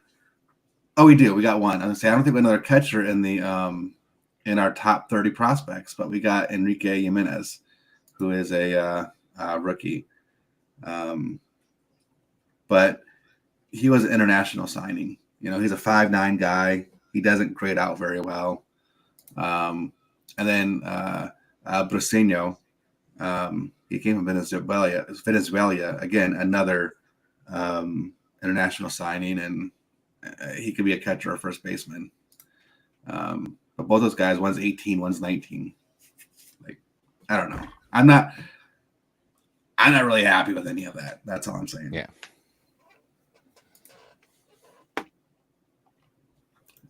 And none of that gets you excited. No.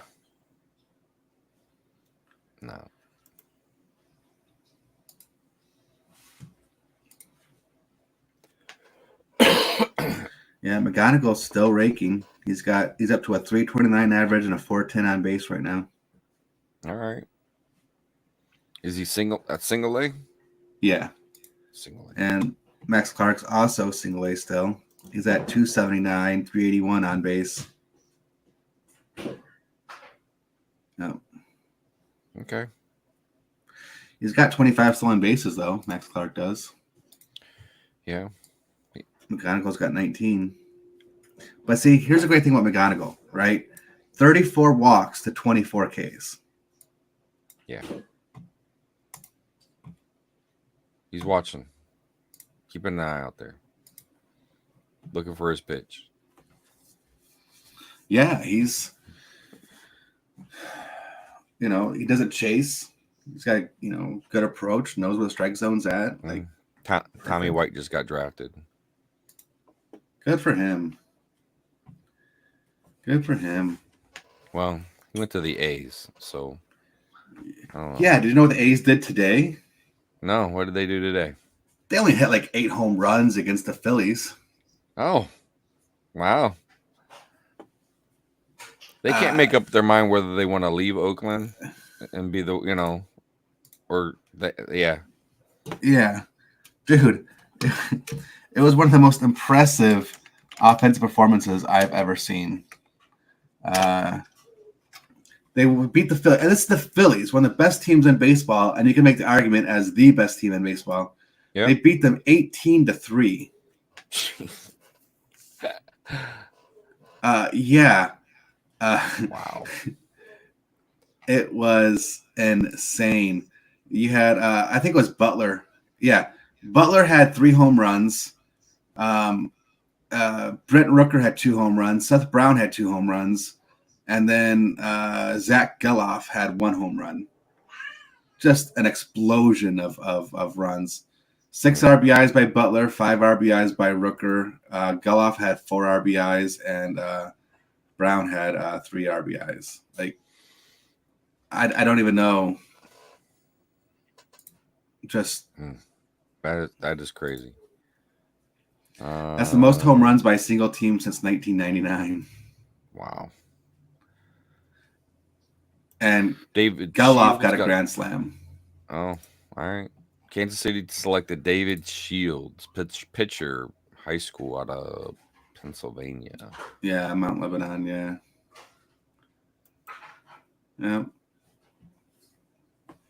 Yeah. Okay. Cool. He was also a quarterback. It's so strange, though. That's what I was sitting there thinking. Like, you're the starting quarterback. He's also a two sports standout, starting quarterback and top starting pitcher. And the throwing motions are not the same when you're pitching and throwing the football. No. To be able to be good at both is what I'm saying. Right. Right.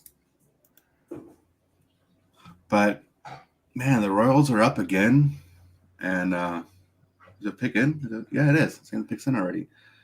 Yeah. Oh, that's it. No, Jared Thomas just got picked. Played at Texas. Outfield. Colorado again. Yeah, he got picked a little bit earlier than I thought he was going to as well. But that's okay. I mean,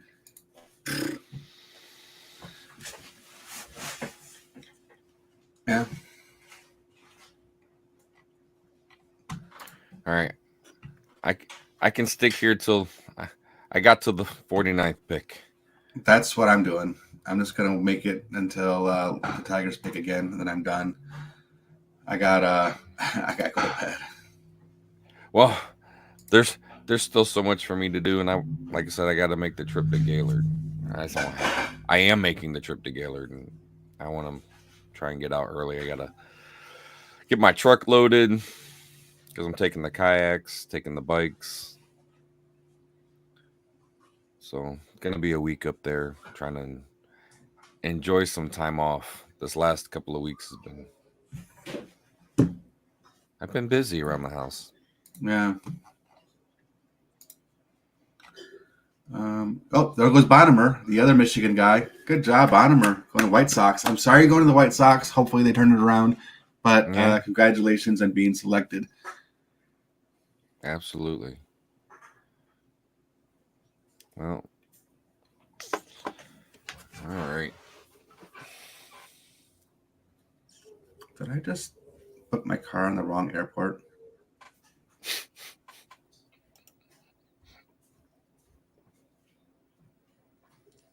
I just got an email, and that makes me worried.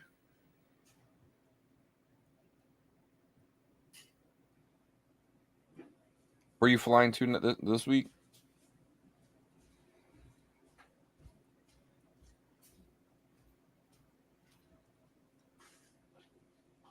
I did. Buffalo. Say hi to Jared Allen when you're out there.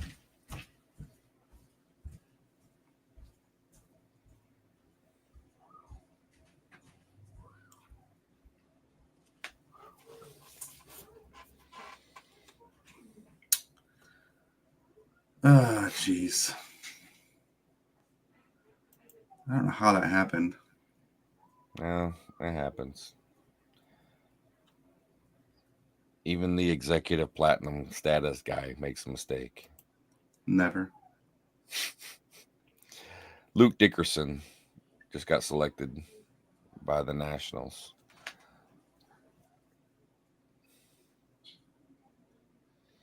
Puts the Angels on the clock.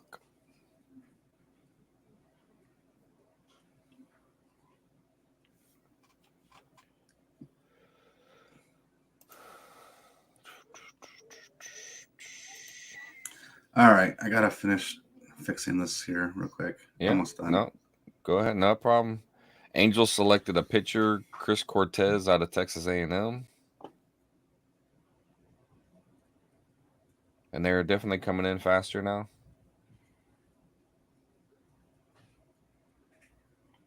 Yeah, it's one of those things where there's no trades, there's nobody to talk to, right? Like it shouldn't take a long time. It's your because you've had all this time to think. Right? If you start taking people off the board, these are the I can't imagine that they don't have a list of names of people they want to draft, and if they're available, then that's who they take if they're in the right spot, right?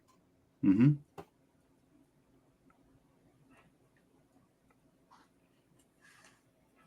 All right, Mets are now on the clock.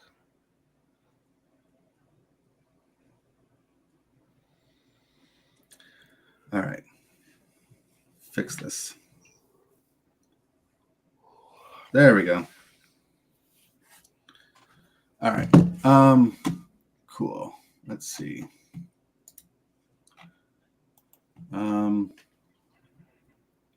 Yeah, Chris Cortez. That's the first player we had that was ranking was in the 80s. Oh, yeah. Yep. Yeah. We had a couple. We had a couple in the 70s now. J.D. Dix and Caleb Bonnemer, but that's the first one in the 80s. So, yeah, very interesting to me. Yeah, well, you said don't draft for need. Oh, no. Take your best player available. Yep. Mets took Jonathan Santucci from Duke. He's another pitcher.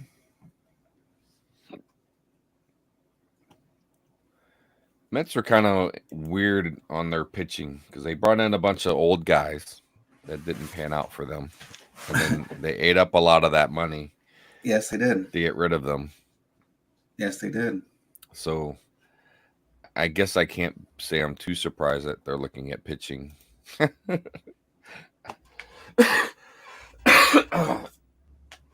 trying to, develop their own pitchers coming up. So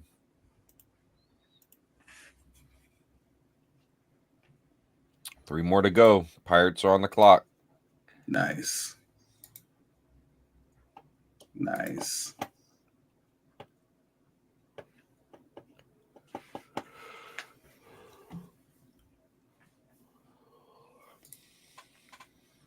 Yep.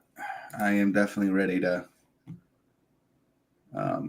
I still got to finish packing and everything too. So.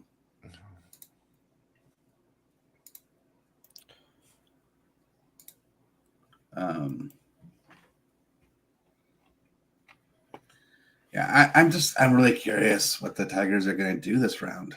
I mean, you have so many like players available. You still got a couple guys that was ranked in the teens available. Yeah. And Sanford's gone. Another shortstop.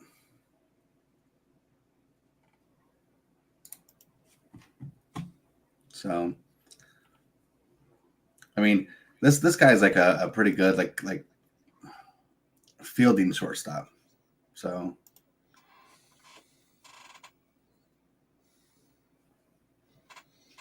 his dad actually played some games with the Pirates, and he just got drafted by the Pirates. Oh, that's really cool. Yeah, but he's one of the best defensive shortstops. So, you know, like that's one thing that I try looking for too. Like if you get a player that's best in something, at least that's something. You know what I mean? Well, yeah. Like,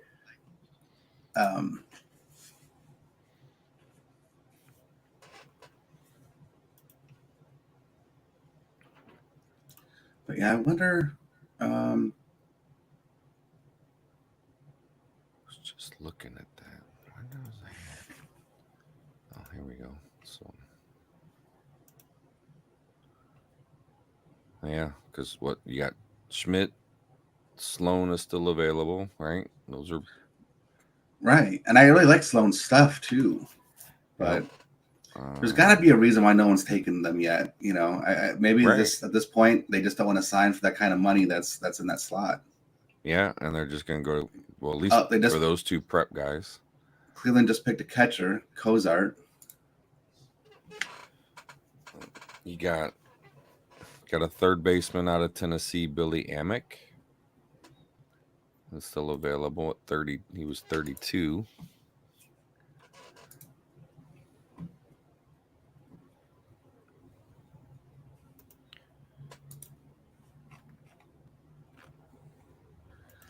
Yeah. Still got Basil.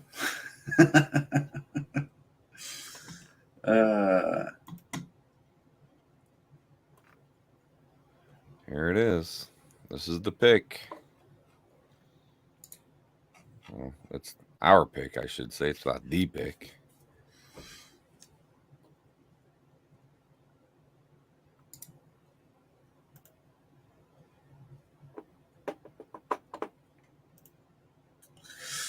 Oh, let's see.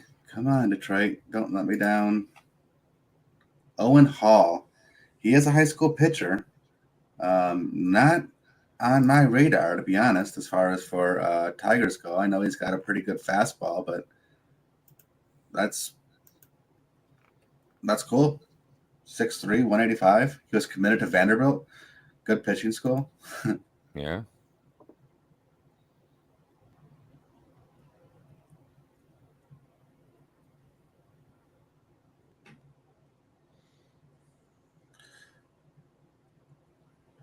So this is going to be hard, I think, for the Tigers, I think. They just picked two prep prospects, and this guy here was a commit to Vanderbilt, which is a really, really good school, for baseball. Like, they're probably going to pay him over slot. So I'm curious what's going to happen, like what they're actually going to have to pay him. I'm really curious about that. In order to keep him from going to college. And to do that, they're probably going to pick another guy, to make sure they pay under slot for their next pick. So, which is weird because they drafted him, well above where he was ranked. Right. So he'd already be making more here. Is that, like you talked about that once, like we drafted you early to give you this to stay instead of going to college, because that's already going to be more money than he was making, Yeah, I mean that slot for Owen Hall is estimated at 1.89 million, right? Yeah. But he's known as like right now from what the scouts are saying is that like he could quite possibly again with his trajectory. He's already saying he's getting better. Like what happens if he becomes like the next great Vanderbilt pitcher or something, right? Where now for sure he's going to be a first round talent. And even at the end of the first round, you're still getting about $3 million, like 3 times more than what you're getting now. Like, is it because $1 million is all you're going to have for, quite a while. Because I don't even know when his next contract would be up to sign, right? Like, that's it. So, and you know how long it takes to go from, from 1 million to the next million, right? Like that's a lot of years from like, normal work is what I'm saying, like, sure. I don't know. Well, like, you're looking at 1.8 and he's right. Coming out high, he's at least 4 to 6 years, I would say, before he's going to make his major league debut. So you got to have, that's the money you got to make that last, right? Till you get that first contract or your first negotiated or. Not even then, really. No. Like, no.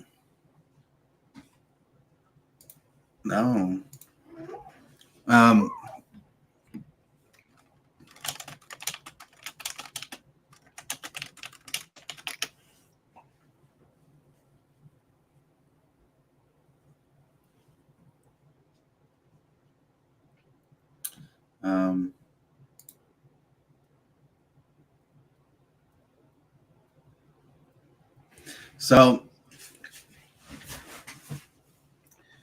right now, the minimum salary for an MLB player is $740,000. Okay.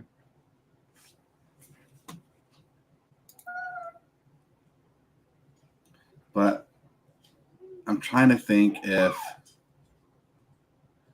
like, is that slot money? Is that just bonus? That's what I'm trying to figure out right now, to be honest. I don't really know offhand.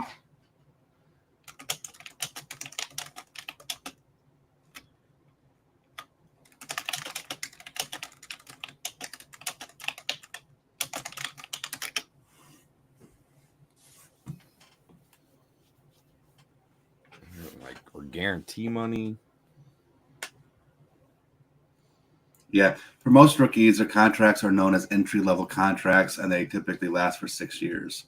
During this time, the team has exclusive rights to the player. After 6 years, the player is eligible for free agency, which means they can sign with any team. But again, there's also arbitration and stuff like that. So you're going to be making the minimum amount of money when you come into the league, and then depending on how well you do, you could ask for, more money, and then, you go to arbitration, stuff like that if the team doesn't agree, that kind of stuff. Well, Vanderbilt just lost their starting pitcher, or I shouldn't say starting pitcher, but they just lost a pitcher getting drafted by the Yankees.